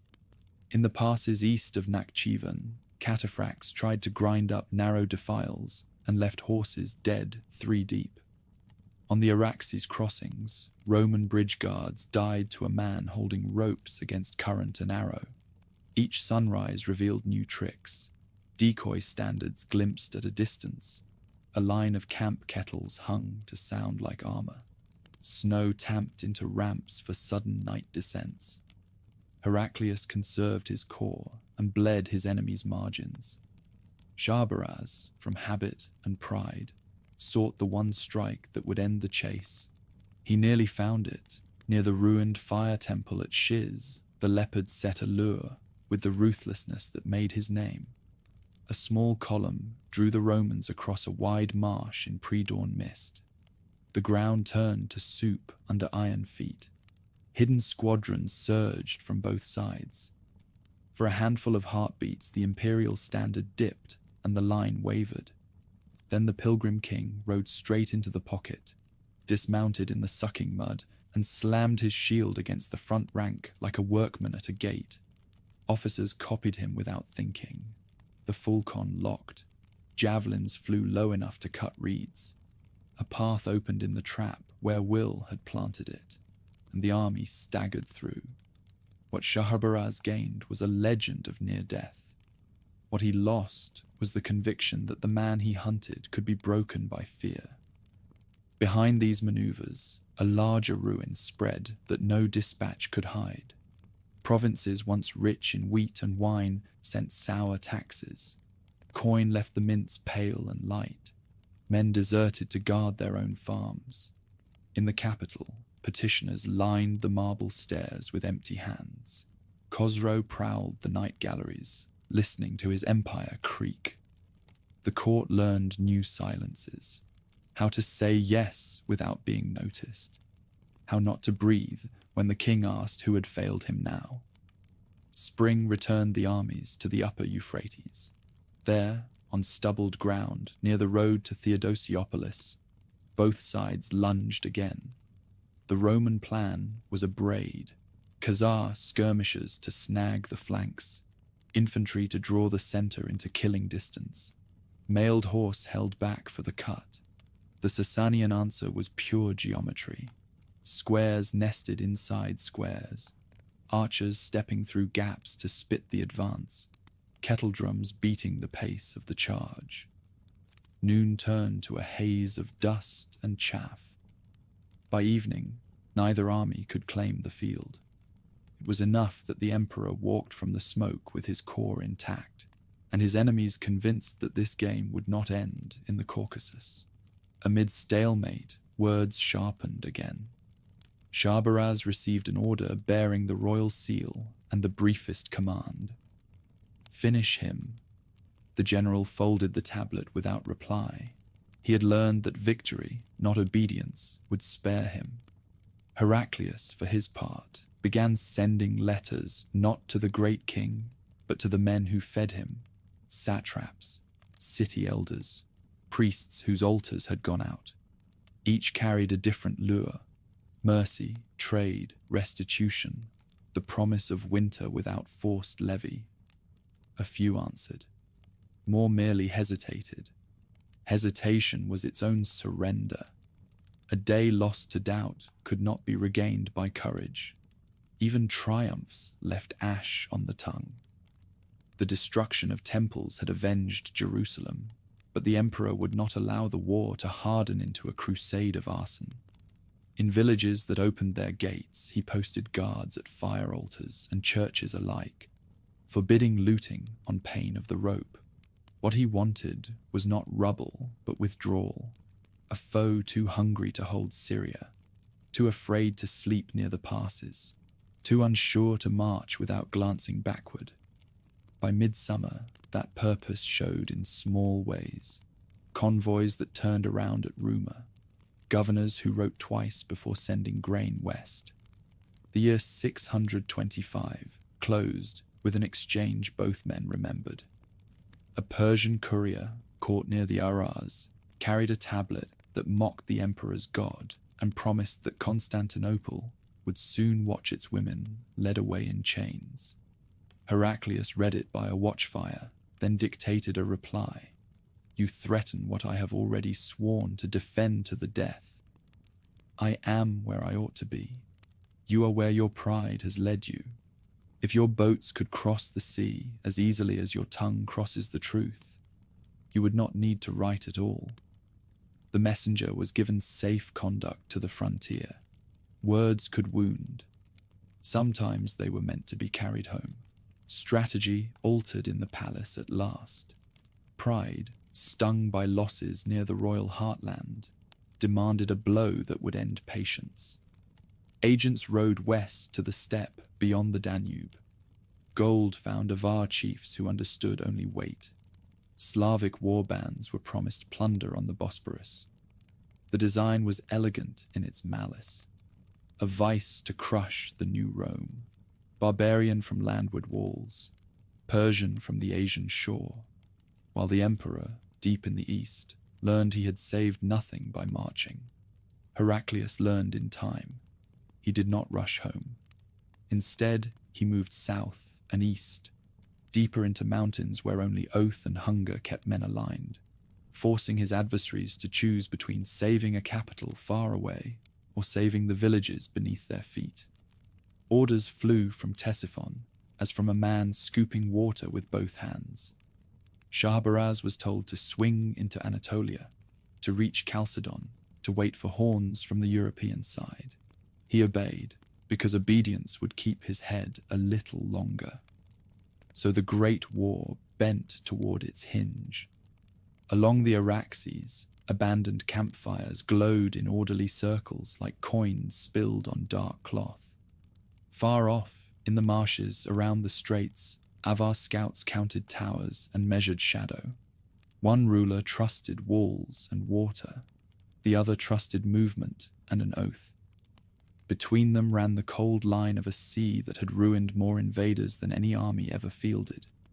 The storm that would decide the age was gathering. Its first thunderheads rose over the Bosporus. At midsummer, the rumor became shape. From the hills beyond the Danube came the tramp of Avar tribes, their chieftain crowned in wolfskins and iron, banners of horsehair trailing in the wind. South of the Bosporus, Shahrbaraz's army advanced along the Asian shore, siege engines clattering like drums of fate. Between the two lay a single ribbon of water and the last breath of the Roman Empire. The plan had been conceived in Khosrow's hall months earlier. If the Romans could not be crushed in the field, they would be starved and strangled behind their own walls. The Avars would strike from Europe, the Persians from Asia. Once the two joined across the strait, Constantinople would fall like a jar between millstones. The King of Kings wrote to his general in polished fury, "Let the waters carry my vengeance. Let their towers become the steps of your throne." By July, the vice had begun to close. On the European side, the Avar host encamped along the Golden Horn, their tents a forest of poles and leather. Slavic auxiliaries cut timber for rams. Gothic mercenaries dragged catapults from the forests. Across the narrow strait, Shahrbaraz built floating bridges of reed rafts and tethered barges, hoping to ferry 12,000 men across to the Avar lines. From the walls, citizens could see both camps, the smoke of the barbarians to the west, the ordered gleam of Persian armor to the east. For the first time in centuries, the city of Constantine felt itself surrounded. Heraclius was far away, deep in the Caucasus with his army. He knew the trap had been meant for him as much as for the city. His absence was supposed to break its spirit. Instead, he sent words of defiance written in his own blood. The city of God needs no emperor, while faith holds the sea. The message arrived carried by a single rider, who crossed through enemy lines disguised as a pilgrim. Within the walls, Patriarch Sergius read it aloud from the steps of the Hagia Sophia. The people answered with a roar that drowned the tolling of bells. Defense became liturgy. Each morning, processions wound along the ramparts, priests bearing icons and censers, soldiers bowing their heads to receive blessings before taking their posts. Children carried candles made from the wax of melted saints' lamps. Women hauled stones to the battlements. The sea walls bristled with engines hastily repaired from old stockpiles, ballistae creaking like ancient beasts awakened from slumber. When the Avars began their assault, the earth itself seemed to groan. Siege towers taller than the walls rolled forward, shielded with hides soaked in vinegar. From the Asian shore, Shah Baraz's catapults hurled flaming barrels of pitch that arched like comets over the Bosporus. Yet each night the attacks ended the same way. Fire drowning in water, ladders torn away, battering rams mired in mud. The defenders fought not only with courage, but with mathematics. The Byzantine engineers calculated angles and tides with the precision of monks illuminating scripture. The Persians' fatal flaw was the sea. Khosrow's empire had conquered mountains and deserts, but had never mastered salt water. The narrow channel that shimmered between the two armies became the city's guardian angel. Byzantine galleys patrolled it day and night, their oars beating a rhythm of survival. When Shah Baraz attempted the crossing, the current turned traitor. Storms rose from nowhere, tearing the raft bridges apart. Flames from Greek fire vessels swept through the debris, leaving a smear of burning oil that lit the strait like a wound. Of the 12,000 men who tried to cross, barely half reached shore, and none reached back. The Avars attacked again and again. On August nights, the walls shook with their chants. Trumpets of bone blared from the darkness. Stones from their engines crushed towers. Arrows fell like locusts. Inside the city, defenders sang hymns between volleys. The refrain, Theotokos, save thy people, echoing through smoke and blood. On the 10th day, Slavic barges tried to slip into the Golden Horn under fog. Byzantine fire ships found them by sound alone, and dawn revealed the water carpeted with wreckage and the dead. Throughout it all, Sergius walked the ramparts carrying the icon of the Virgin, robes stained with ash. Chroniclers wrote that arrows hissed around him, but none found their mark. The soldiers swore that wherever the image passed, the line held. It was faith as armor, belief as geometry. Beyond the walls, frustration poisoned the alliance. Avar chieftains accused the Persians of cowardice. Shah Baraz, enraged by their failures, refused further cooperation. Messengers galloped between the camps, carrying insults instead of orders. Khosrow's design, perfect on parchment, dissolved in mistrust. The great king waited in Ctesiphon for word of victory and instead received silence. Inside Constantinople, starvation loomed but never conquered. The city lived on salted fish, on barley scraped from temple stores, on prayer. Yet hope had become contagious. Each failed assault was read as proof of divine favor. Sailors sang as they rode through the smoke. Children chased sparks from burning arrows and laughed. A city that should have died began to feel immortal. By the last week of August, the siege had spent itself. The Avar host withdrew first, dragging its engines into the forests. Slavic tribes melted away toward the Danube. Shah Baraz lingered for a day longer, watching the sunlight flash on the city's domes from across the strait. He had come within sight of conquest, yet could not touch it. Then, under cover of darkness, his campfires vanished. The dawn that followed was the quietest Constantinople had ever known. The defenders stood on the ramparts and stared at the empty horizon, unable to believe that the miracle had held. When Patriarch Sergius led the victory procession through the streets, he carried the Virgin's icon high above his head. Bells pealed from every church. Even the sea seemed to applaud, its surface glittering with the ashes of burned ships. Far away in the mountains, Heraclius received the news with tears that no soldier saw. The empire had survived without him. The walls he had trusted more than his own body had kept their oath. But he also knew what the victory meant for his enemy. The invincible empire of Khosrau had struck at the heart of Rome and failed. The God King had sent his finest general and his mightiest allies, and heaven itself had turned them back. The balance of the world had shifted. On the shores of the Bosporus, faith had defeated fire. In the silence after the siege, Heraclius began to plan the journey that would finish what he had begun, to carry the war into the king's own house and end, once and for all, the ancient rivalry of East and West. Winter came late to Mesopotamia that year, bringing not snow, but a biting wind that rasped against the walls of every fortress still bearing the lion standard of Persia. Across the plains, garrisons stood half empty, their soldiers unpaid and sick. For the first time in his reign, Khosrau II no longer sent orders to the front, only demands for miracles. He had dismissed the bad omens, ignored the priests, and silenced the few generals still brave enough to tell him that his empire was bleeding from within. The storm he had unleashed a generation earlier was returning home.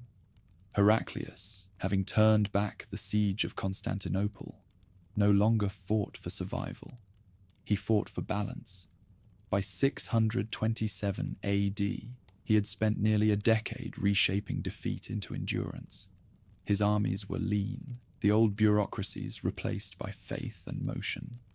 The Khazar alliance had dissolved with the snows, but a remnant of their horsemen remained as scouts. To them, the emperor promised spoils measured not in coin, but in legend, the ruin of the greatest king alive. The campaign that would end the war began in late autumn. Against every rule of military sense, Heraclius chose to strike in winter, when roads froze solid and the rivers themselves could serve as highways. Persian armies expected him to wait for spring. He would arrive with the frost, gathering perhaps 40,000 men, Romans, Armenians, Georgians, and steppe riders. He marched through Armenia's passes and descended upon the Tigris basin. The journey was a testament to both madness and design. Frost bit through iron, horses slipped on glassy slopes, yet the emperor pressed forward, carrying a relic of the true cross as standard. By the time they reached the plain near Nineveh, Persian scouts had finally understood his purpose. Khosrau, taken by surprise, scraped together an army of nearly equal size under the general Rhazates, a man famed for courage but not command. The two forces met on the 12th of December. The plain was half frozen, the morning light dim and metallic. Heraclius positioned his troops in 3 divisions, infantry in the center with light cavalry veiled behind, flanking detachments held back in reserve. Rhazates deployed in traditional Sasanian style, cataphracts at the heart, archers spread along the wings, elephants kept in the rear to intimidate rather than charge. The king himself watched from afar, confident that winter and numbers would serve his cause. The battle opened with arrows. Persian archers advanced and loosed in thick waves, shafts clattering off the Roman shields. Heraclius ordered his men to hold, then feigned retreat. The enemy, believing the ruse, surged forward to finish the rout. At his signal, the center wheeled, forming a crescent that enveloped the charging cavalry. Khazar riders burst from concealment on the left, slicing into the Persian flank. Within moments, discipline faltered. Rhazates, seeing his line buckle, rode forward to challenge the emperor himself, a gesture as old as war. Heraclius accepted. In the middle of the field, the two commanders met between the corpses of their men. Chroniclers describe the moment in terse wonder. The Roman, cloaked in red, his sword rimed with frost. The Persian, mailed in silver, his spear like a sunbeam in the haze. They circled once. Then Heraclius struck low, unhorsing his opponent and ending the duel with a single blow. The sight shattered the last coherence of the Persian ranks. By dusk, the field of Nineveh was littered with 28,000 Persian dead. The survivors fled toward the east, carrying tales that the Roman emperor fought like a creature of flame. Heraclius ordered the bodies buried where they lay, muttering a prayer for both armies. War, he said, had become the same god served by all. The road to the capital lay open. Heraclius advanced carefully, bypassing the ruins of cities that had once sent tribute to Khosrow. Villages offered food and guides. Governors deserted their posts. The empire that had terrified the world was dissolving faster than it could be conquered. When the army reached Dastagerd, Khosrow's favorite palace, they found it abandoned but intact, its storerooms bursting with treasures looted from half the known world. There were silks from China, golden mosaics stripped from Antioch, statues of Greek gods taken from temples 2 centuries dead. The emperor entered the throne room alone. Above him hung the peacock canopy of the Sasanian kings, its gems dimmed by dust. On the dais lay the royal diadem, too heavy for one man's neck. Heraclius touched it and turned away. He allowed his soldiers to plunder the palace, but forbade the burning of it. "Let the wind do that work," he said. By nightfall, flames licked through the courtyards, and the city's roofs collapsed under their own splendor. Khosrow fled east to Ctesiphon, abandoning his harem, his archives, and what remained of his reason. He accused the gods of betrayal, his ministers of treachery, his sons of conspiracy. The court, long trained in flattery, now trembled in silence. One by one, his nobles vanished from the palace, slipping into the night to join the rebellion, gathering beyond the city walls. Heraclius halted his advance at the outskirts of the capital. The Tigris lay swollen with winter melt, too wide to cross quickly, and he had no wish to fight street by street. Instead, he sent a letter written in his own hand. "I came not for your crown, but for peace. Return what you have taken, and the world may yet survive." The messenger never reached the king. Khosrow's guards tore him apart for bringing bad news. The end came not from battle, but from within. 17 nobles, led by Khosrow's son Kavad, conspired to end the madness that had turned Persia into a pyre. They entered the palace through the servants' tunnels and found the king of kings crouched beside a cold brazier, muttering to himself. The man who had once been lord of half the earth was dragged from his chamber, stripped of his crown, and imprisoned in a stone cellar beneath the treasury. There he died within days. Some say by arrow, others by starvation. The chronicles agree only on one detail. When they found the body, the eyes were open, fixed toward the west. In the chaos that followed, Kavad II took the throne.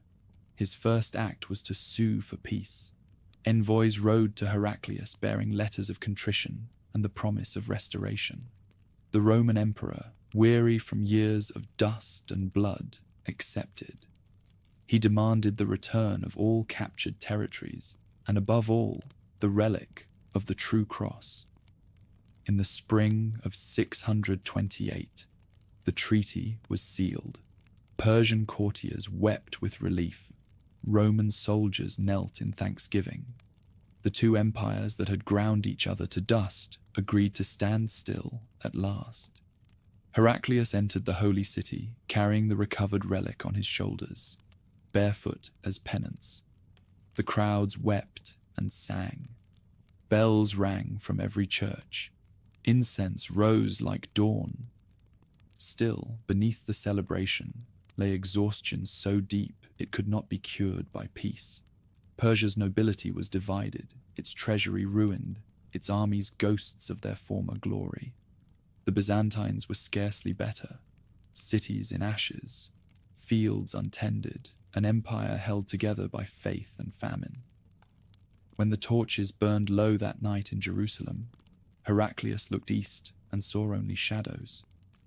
He had restored the world, but the world was dying. The peace that followed was not triumph, but collapse in slow motion. For a quarter century, the world had burned from the Nile to the Oxus. Now the ashes drifted into the palaces of both victors. The Treaty of 628 ended the war, yet neither empire possessed the strength to live within it. Soldiers returned to villages that no longer existed, priests to temples where the fires had gone out, and kings to thrones that ruled only ruins. In Persia, the palace at Ctesiphon smelled of smoke and vinegar. Kavad II, newly crowned after his father's murder, received Heraclius's envoys with trembling hands. He was a youth of delicate health, terrified of the throne he had inherited and haunted by his father's fate. His first act was mercy. He freed prisoners, recalled exiles, and promised an age of renewal. His second act destroyed him. To secure his reign, he ordered the execution of his brothers and half-brothers, 17 princes in all. The massacre purged the royal bloodline and poisoned the realm. The empire that had once seemed eternal now became a revolving door of monarchs. When plague swept through Mesopotamia in the summer of 628, Kavad himself died within months of his coronation. The pestilence carried off tens of thousands, soldiers and farmers alike, spreading from the Tigris to the mountains of Media. Corpses lay unburied in the streets of Seleucia. Even the sacred fires of the Magi went unattended. Grain rotted in storage as villages sealed themselves in despair. After Kavad's death, the throne passed from hand to hand like a cursed relic. Ardashir III, a child no older than 9, was crowned next, his diadem slipping down over frightened eyes. For a year, his regent tried to govern, while generals squabbled and governors withheld taxes. Then came Shahrbaraz, the conqueror of Egypt, returning at last to claim his reward. His army, more loyal to him than to any crown, marched on the capital and seized it without a fight. The usurper reigned for 40 days. A dagger ended his rule before he could even sign his first edict. Boran, daughter of Khosrow II, succeeded him, a woman of intelligence and weary grace. She restored coinage, reopened temples, and issued proclamations calling for justice.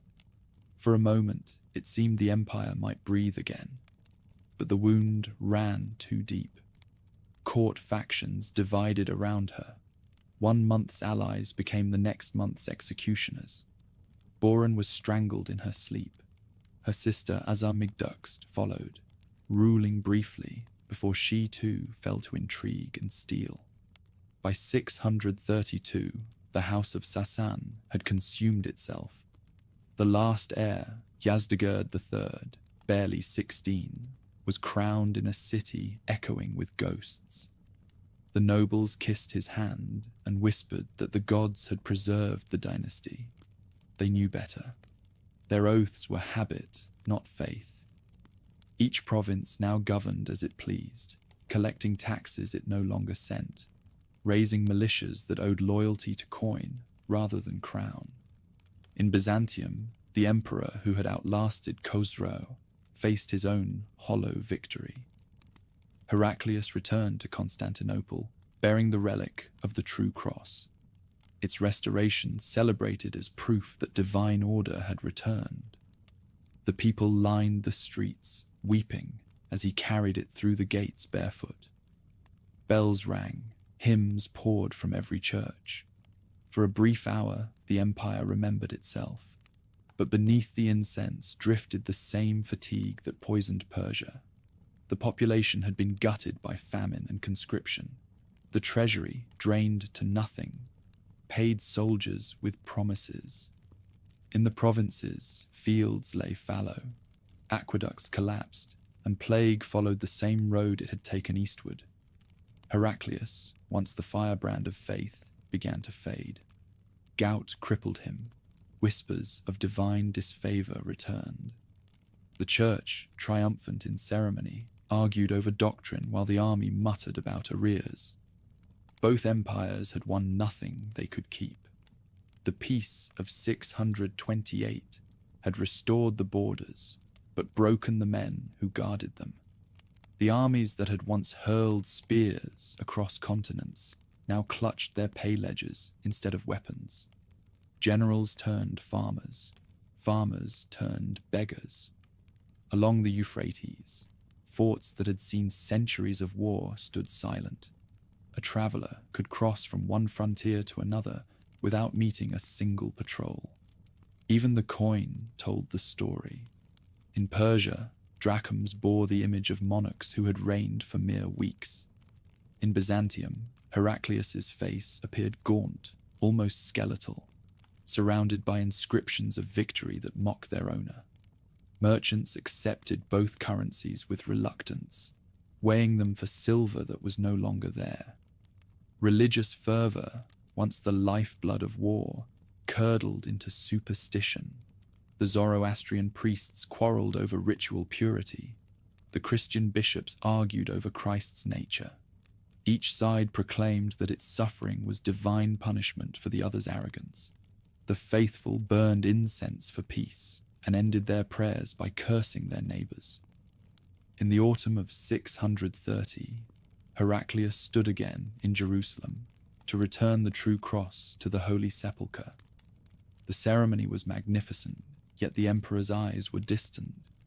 He had climbed from ruin to glory, and discovered that glory was merely another form of ruin.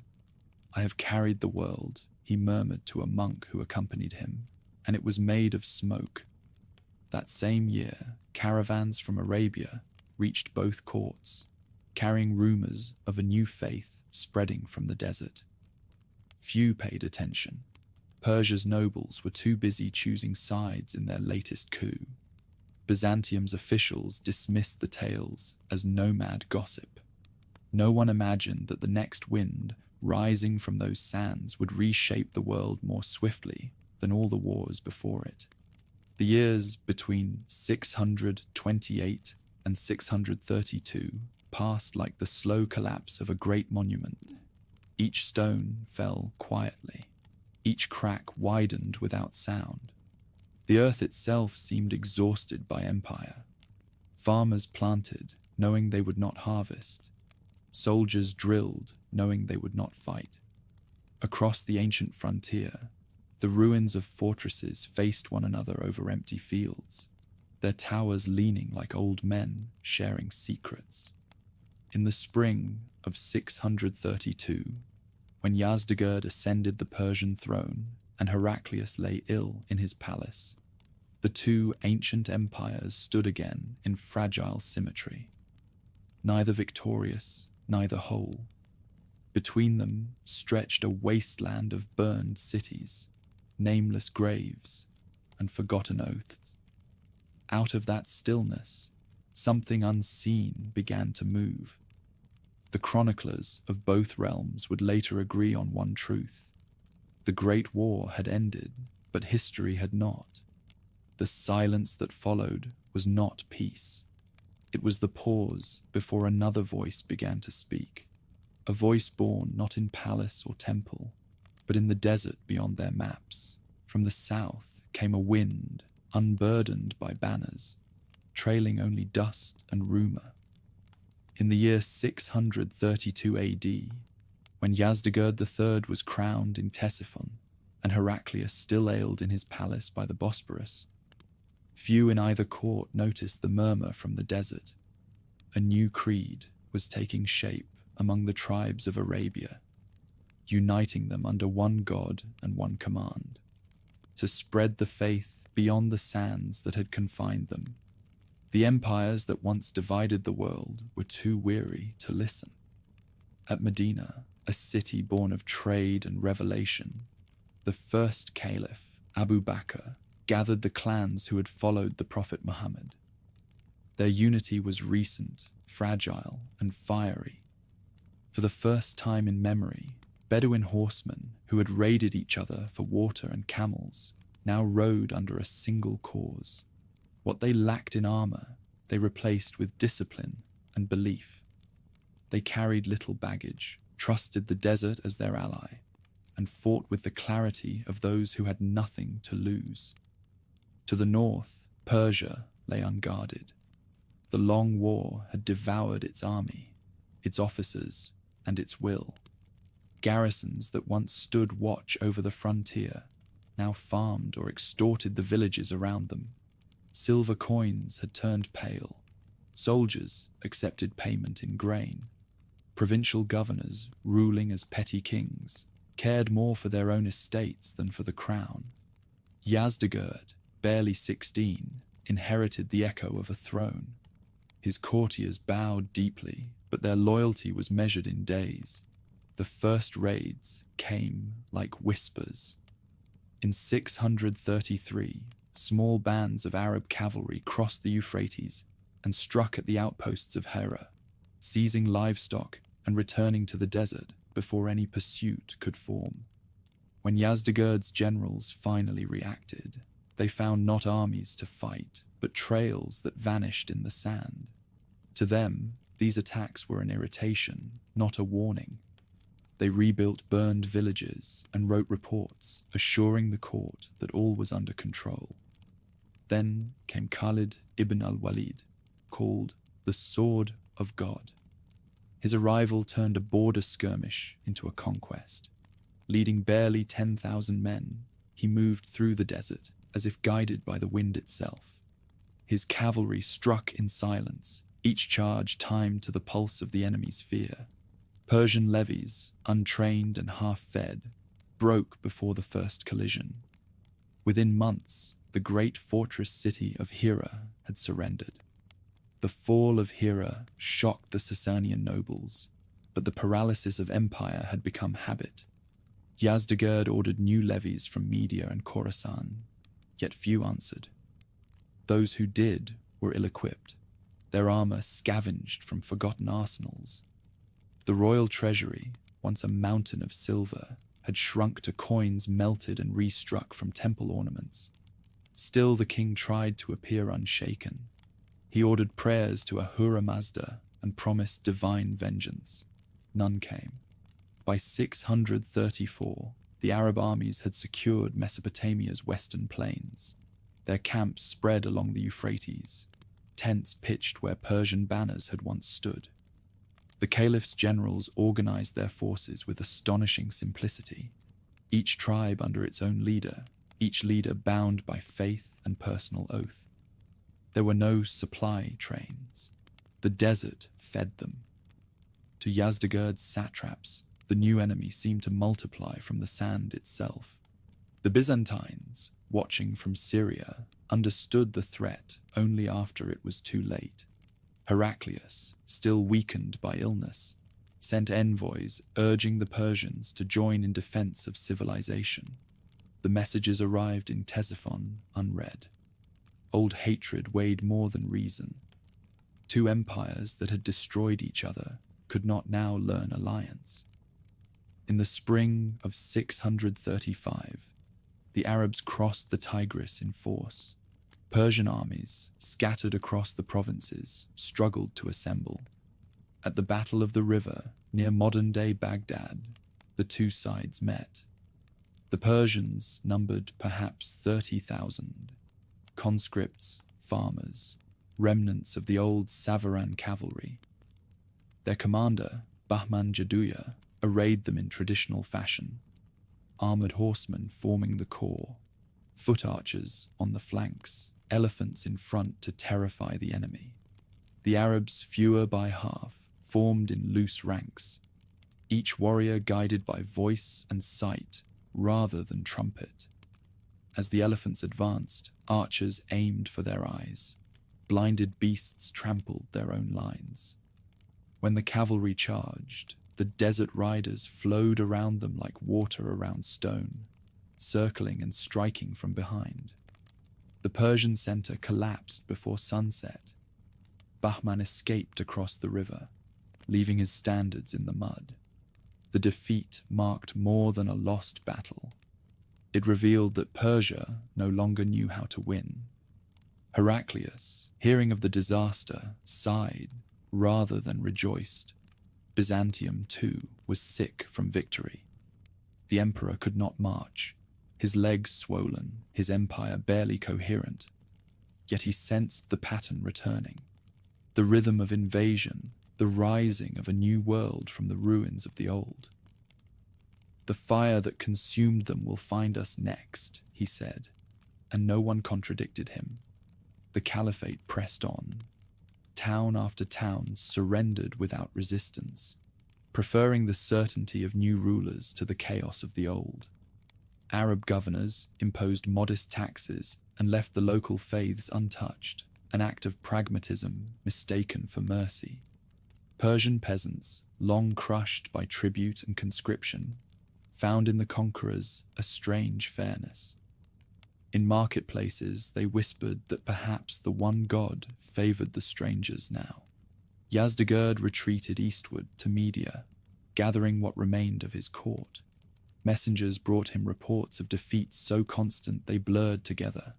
Hera fallen, Anbar gone, the roads to Ctesiphon open.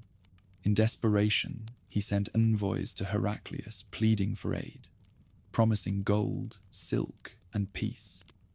The Byzantine emperor, too frail to act, replied only with prayer. By 636, the inevitable approached. Rustam Farrokhzad, last of the great Sasanian generals, assembled an army near Al-Qadisiyah on the Euphrates plain. His force numbered perhaps 60,000, the remnants of the empire's western levies, drawn up in banners that still bore the lion and sun. Across the field waited an Arab host less than half their number, veterans of Hira and the desert wars. Between them stretched a landscape of dust and reeds, crossed by canals that glimmered like glass. The two armies camped in sight of each other, their watchfires forming rival constellations. Rustam swore that he would drive the invaders back to the sands from which they came. Khalid had already moved south to fight the Byzantines, but his comrades under Sa'd ibn Abi Waqqas took command, their confidence serene, their faith unbreakable. For 4 days they would fight, and by the end of it, the world would change. As Yazdegerd prayed in the sanctuary of Ctesiphon, he could not yet see the pattern that history was drawing around him. His ancestors had raised empires upon fire and discipline. He faced an enemy whose weapon was belief. The storm that swept north from Arabia would not stop at his borders, nor at Heraclius's fading empire. It would roll over the bones of both, leaving behind a new order, where gods, languages, and loyalties would be remade. The drums of Qadisiyah began to beat. The earth, exhausted by centuries of empire, was about to bear another dawn. Al-Qadisiyah spread across Mesopotamia's center, like a scar that never closed. To the east shimmered the canals of the Euphrates, lined with reeds. To the west lay the open desert, where wind carved dunes into shifting battlements. In the early autumn of 636 AD, two armies faced one another across that flat expanse, one ancient and armored in memory, the other new and lean, driven by faith. It was here that the fate of Persia would be decided. Rustam Farrokhzad, the last of the great Sasanian generals, commanded the host of the empire. His army was magnificent in form if hollow in spirit, 60,000 strong, armored in polished bronze and steel, banners painted with the lion and sun. He had assembled every remnant of power left to the house of Sasan, cataphracts from Media, elephant corps from Fars, archers from the hills of Elam. Along the front ranks stood the surviving veterans of Khosrow's wars, men who had fought Byzantines, Turks, and Arabs across half the known world. Behind them trailed camp followers and slaves, artisans, and perfumers. A mobile city meant to remind the soldiers that empire still lived. Across the field waited an army 1/3 that size, led by Sa'd ibn Abi Waqqas, a companion of the Prophet. His warriors bore no ornaments, only plain steel and leather. They carried water skins instead of wagons and recited verses in place of drums. Their lines were loose, their movement fluid. The Persians saw in them only rabble, but they would soon learn that discipline can live without hierarchy and courage without reward. The first day began beneath a sun that seemed intent on burning the world clean. Rustam opened with ceremony. He rode forward beneath the royal standard, the Drafsh-e-Kaviani, and called for a parley. Messengers crossed the no-man's land and were received by the Arab commanders in their tents. Rustam offered peace in exchange for tribute and obedience to the Persian throne. Sa'd's reply was quiet.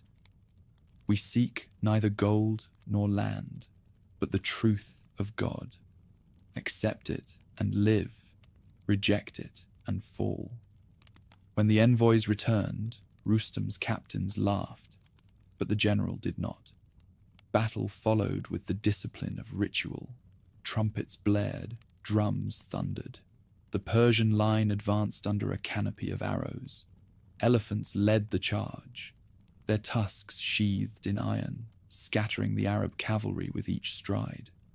By dusk, the plain belonged to Persia once more. The invaders retreated across the canals, leaving their dead unburied. Rustam believed the first day a victory, yet his veterans warned him that the Arabs were not routed, they were waiting. On the second morning, the wind rose. Sand swept across the field, erasing the tracks of the fallen. When the Persians advanced again, they found themselves fighting ghosts.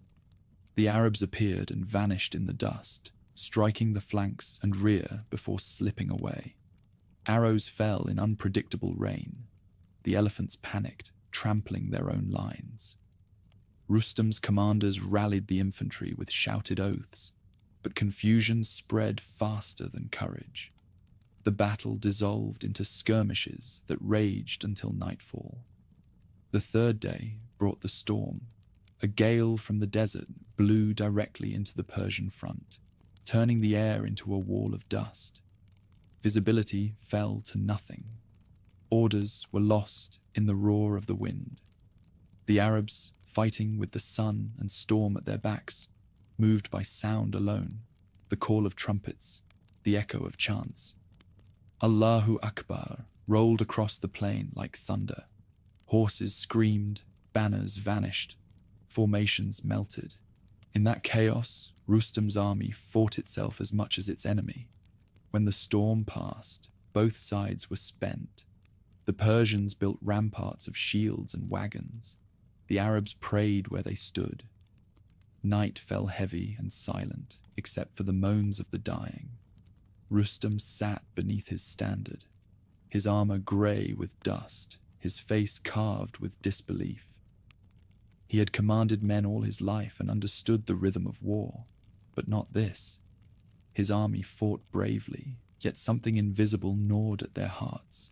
For the first time, he felt the weight of centuries pressing against him, as though the very gods of Persia were growing tired. At dawn on the fourth day, Sa'd gave the order to attack. The Arab cavalry surged forward in waves, their momentum carrying them through the weakened Persian center. Rustam rode to rally his men, shouting until his voice broke. Amid the chaos, a single arrow struck the rope of the royal banner, sending it crashing to the ground. The fall of the Drafsh-e-Kaviani rippled through the ranks like a curse. Soldiers began to flee. Elephants turned and stampeded toward the river. Rustam fought on, refusing to yield. When a gust lifted his cloak, it tangled in the axle of a wagon. A fleeing horse overturned it, crushing the general beneath. By the time his attendants found him, the battle was already lost. His body was carried away by the current of the canal, armor gleaming briefly before sinking into the mud. The Persians broke completely. Some threw down their weapons and surrendered. Others fled toward Ctesiphon, pursued across the river by Arab horsemen. The plain that had begun the week alive with banners was now a sea of corpses. 30,000 Persians lay dead.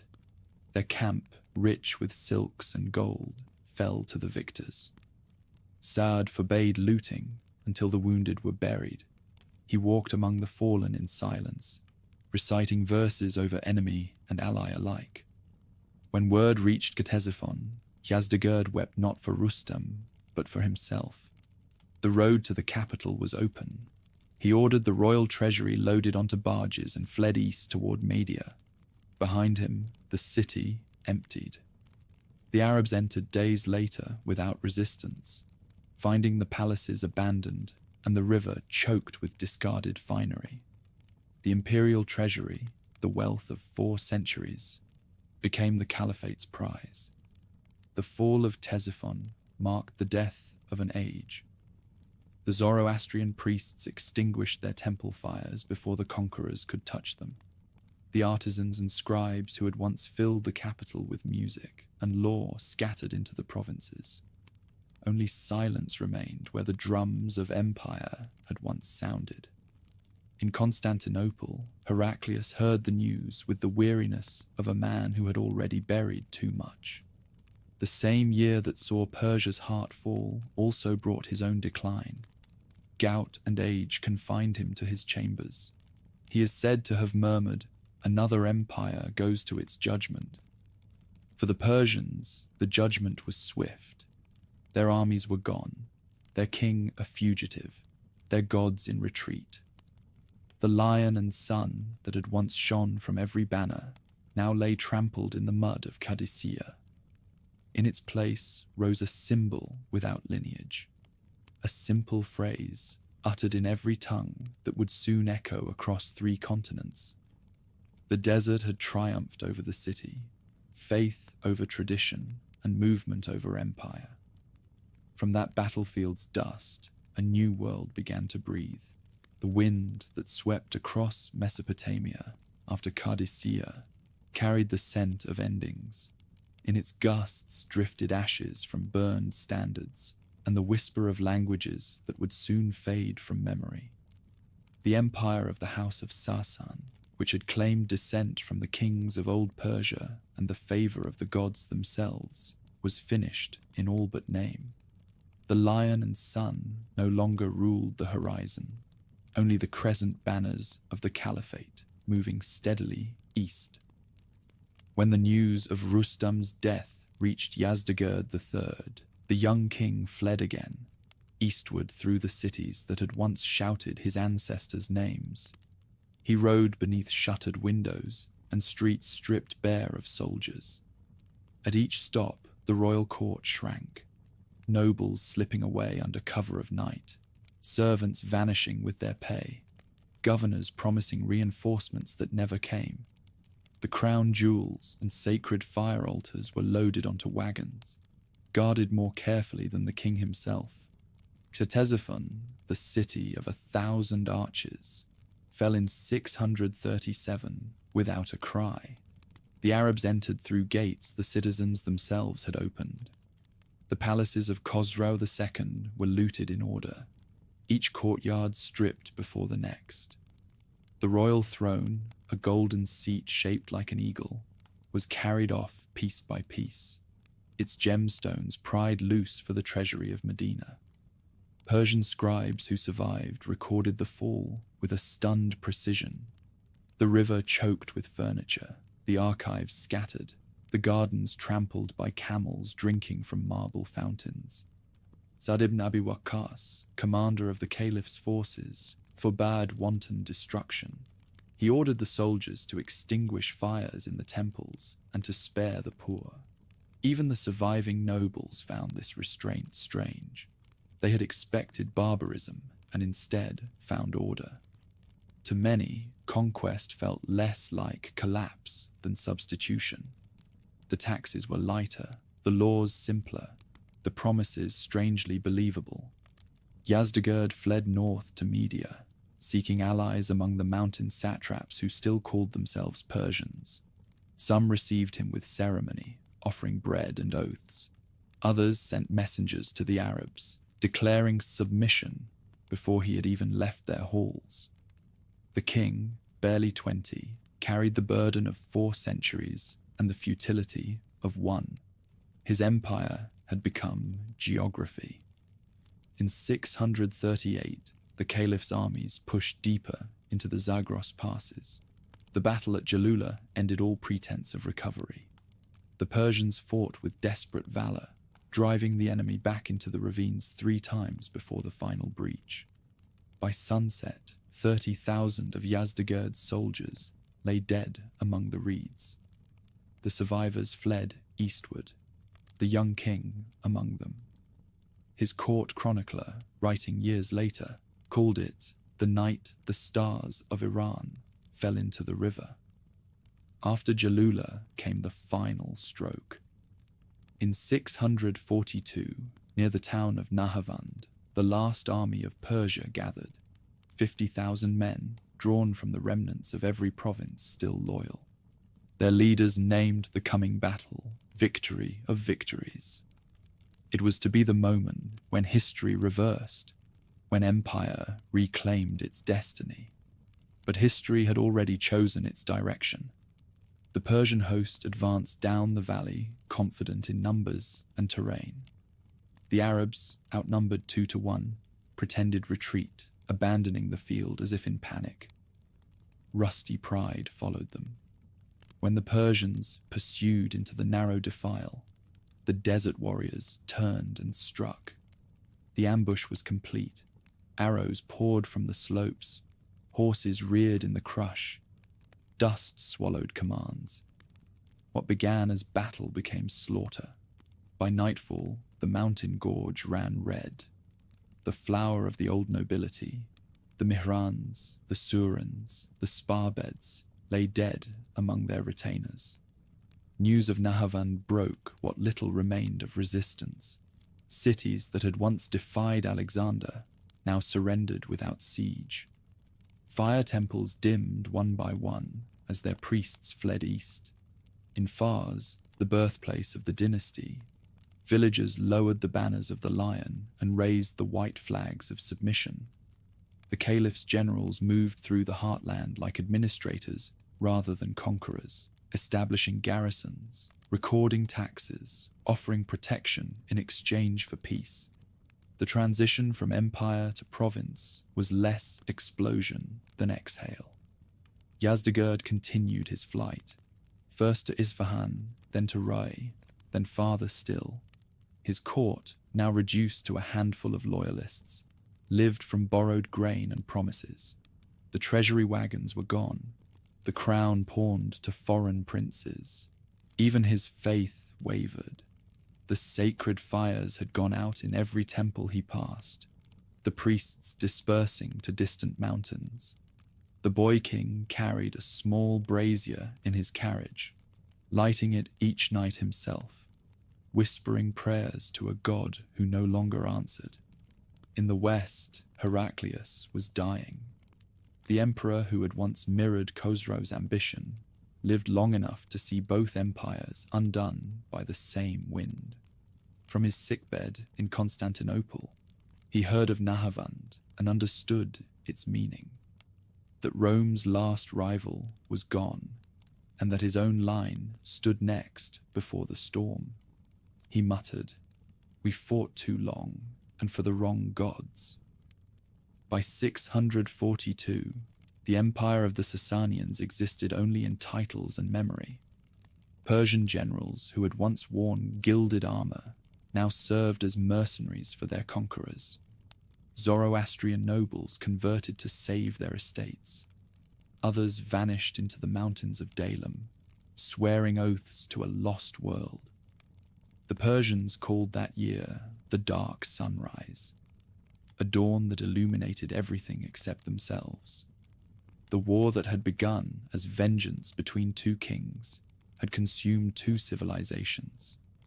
25 years earlier, Khosrow II had raised his sword to avenge Maurice of Byzantium. Now neither Rome nor Persia commanded the world they had fought over. From the deserts of Arabia came a new empire, one that spoke of justice and unity, but built its dominion on the bones of both. The chroniclers of the Caliphate wrote of Nahavand as destiny fulfilled, while Persian scribes described it as judgment delivered. Between their versions lies the same truth. Exhaustion is the seedbed of conquest. The fire that had lit Persia for 400 years guttered out not in defeat, but in silence. In the ruins of a temple near Ecbatana, an old magus tended a single ember beneath a cracked dome. When asked why he guarded a flame that could no longer save his world, he answered, "Because the sun has set before, and still it rises." The boy who had once worn the crown of Persia became a wanderer. After Nahavand, Yazdegerd III fled eastward, with no army left to command and no city left to defend. The empire that had stretched from the Indus to the Nile had shrunk to a single figure on horseback, followed by a few guards, a treasurer with an empty chest, and the last high priest of the fire. The age of the Sasanian kings was ending not in battle, but in exile. He rode first to Isfahan, where the governor received him with bow and oath, and sent a secret letter of surrender to the Arabs that same night. From there, he went to Ray, where the nobles demanded payment before promising allegiance.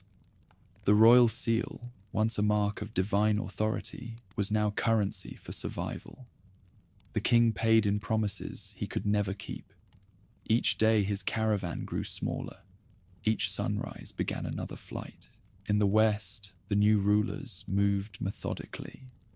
Caliph Umar's generals divided Persia into provinces, appointing local governors who collected tribute and left the people's faith untouched. The garrisons were small but disciplined, each post commanded by men who had risen from poverty to power by faith alone. The conquerors called themselves servants, not kings. Their restraint was more terrifying than cruelty. Temples remained standing, their fires extinguished, but their altars unbroken. The Persians, weary of tyranny, found in submission a strange kind of peace. By 645, Yazdegerd had retreated beyond the old royal roads into the rugged lands of Khorasan, where Persian rule had begun 4 centuries earlier. His proclamations still bore the royal title, King of Kings, Shadow of God, but his authority ended at the edge of his campfires. From Merv, he sent letters to China, to the Turks, to any court that might still remember the grandeur of his ancestors. The Tang emperor answered with courtesy, but no army. A handful of Chinese envoys would later write that the Persian monarch spoke proudly, yet looked always toward the west, as if searching for a home. While the king sought allies, the Arab advance continued like a tide that never receded. Each year new provinces surrendered, their governors swearing loyalty to the caliph in exchange for their lives. Resistance became banditry, rebellion an act of suicide. Persian nobles who once competed for the throne now competed for appointments under their conquerors. In the bazaars, merchants struck new coins bearing Arabic script beside the faded image of the old crown, a strange alloy of worlds in transition. Yazdegerd's own court became a ghostly parody of empire. His attendants spoke to him in whispers, afraid to mention the losses that came each week. When he slept, he dreamed of fire, temples blazing not with faith, but with the flames of conquest. The high priest who still traveled with him tended a single brazier of sacred light, its coals carried in an iron chest from camp to camp. Each dawn, the king knelt before it, feeding it splinters of cedar and murmuring the ancient prayers of Ahura Mazda. The flame flickered lower each day, starved of oil. In 648, he found brief refuge in the city of Balk, where remnants of his people gathered around him. They called him the Restorer, the Phoenix of the Faith. But even there the shadow lengthened. The governor, tempted by promises from the Arabs, plotted to betray him. Yazdegerd escaped once more, slipping into the desert under a veil of sandstorm. Those who rode with him now numbered fewer than 20. By 651, the journey ended. The last king of kings reached Merv, seeking asylum with a local miller whose loyalty he could not buy. The man, fearing pursuit and coveting the small purse of coins the king still carried, struck him down with a stone. Thus perished the son of Khosrau, heir to Darius and Cyrus, murdered not in battle but by poverty. His body was buried hastily near the river. By dawn, the grave had already filled with wind-blown sand. When word of his death reached the Arab commanders, they ordered that the tomb remain undisturbed. "God alone judges kings," one of them said. The conquerors moved on, their columns vanishing into the east. Behind them, the last embers of the old world cooled into history. In the months that followed, Persia changed not by decree, but by rhythm. Fire temples became mosques, their domes repainted rather than destroyed. The old prayers survived in secret, whispered beside hearths rather than altars. Zoroastrian priests fled to the mountains of Yazd and the islands of Hormuz, carrying their sacred texts across generations. The children of their children would still tend flames, calling them the light of truth, refusing to let them die. In Constantinople, Heraclius did not live to see the final act. He died in the same year as Yazdegerd, his empire still standing, but already bleeding. The two ancient rulers, one Christian, one Zoroastrian, passed from the world within months of each other, leaving the field to new believers who called themselves the heirs of both revelation and sword. The chroniclers who later tried to describe those years disagreed on every detail except one, that an age had ended. For 1,000 years, the world had been shaped by the rivalry of East and West, of Rome and Persia, of cross and fire. When both were gone, the maps themselves began to change. Caravans carried new languages. Merchants weighed silver stamped with verses instead of crowns. From the ruins of two exhausted empires rose a faith that promised unity where once there had been division. Centuries later, pilgrims would pass through the ruins of Ctesiphon and find the great arch still standing, its shadow vast and hollow. They would say that when the wind passed through its curve, it sounded like a voice murmuring in an unknown tongue. Perhaps it was the echo of a fallen empire, or perhaps the sigh of the world itself, remembering what had been lost. The House of Sasan had ruled for 400 years. Its fall was not the collapse of a dynasty, but the end of an epoch, the closing of the last chapter of the ancient world. The fire of Persia did not die. It changed shape, hidden within new flames, waiting to be reborn. And somewhere beneath the desert, the dust of kings still stirred with the wind, whispering of a world that had burned bright before the dawn of another.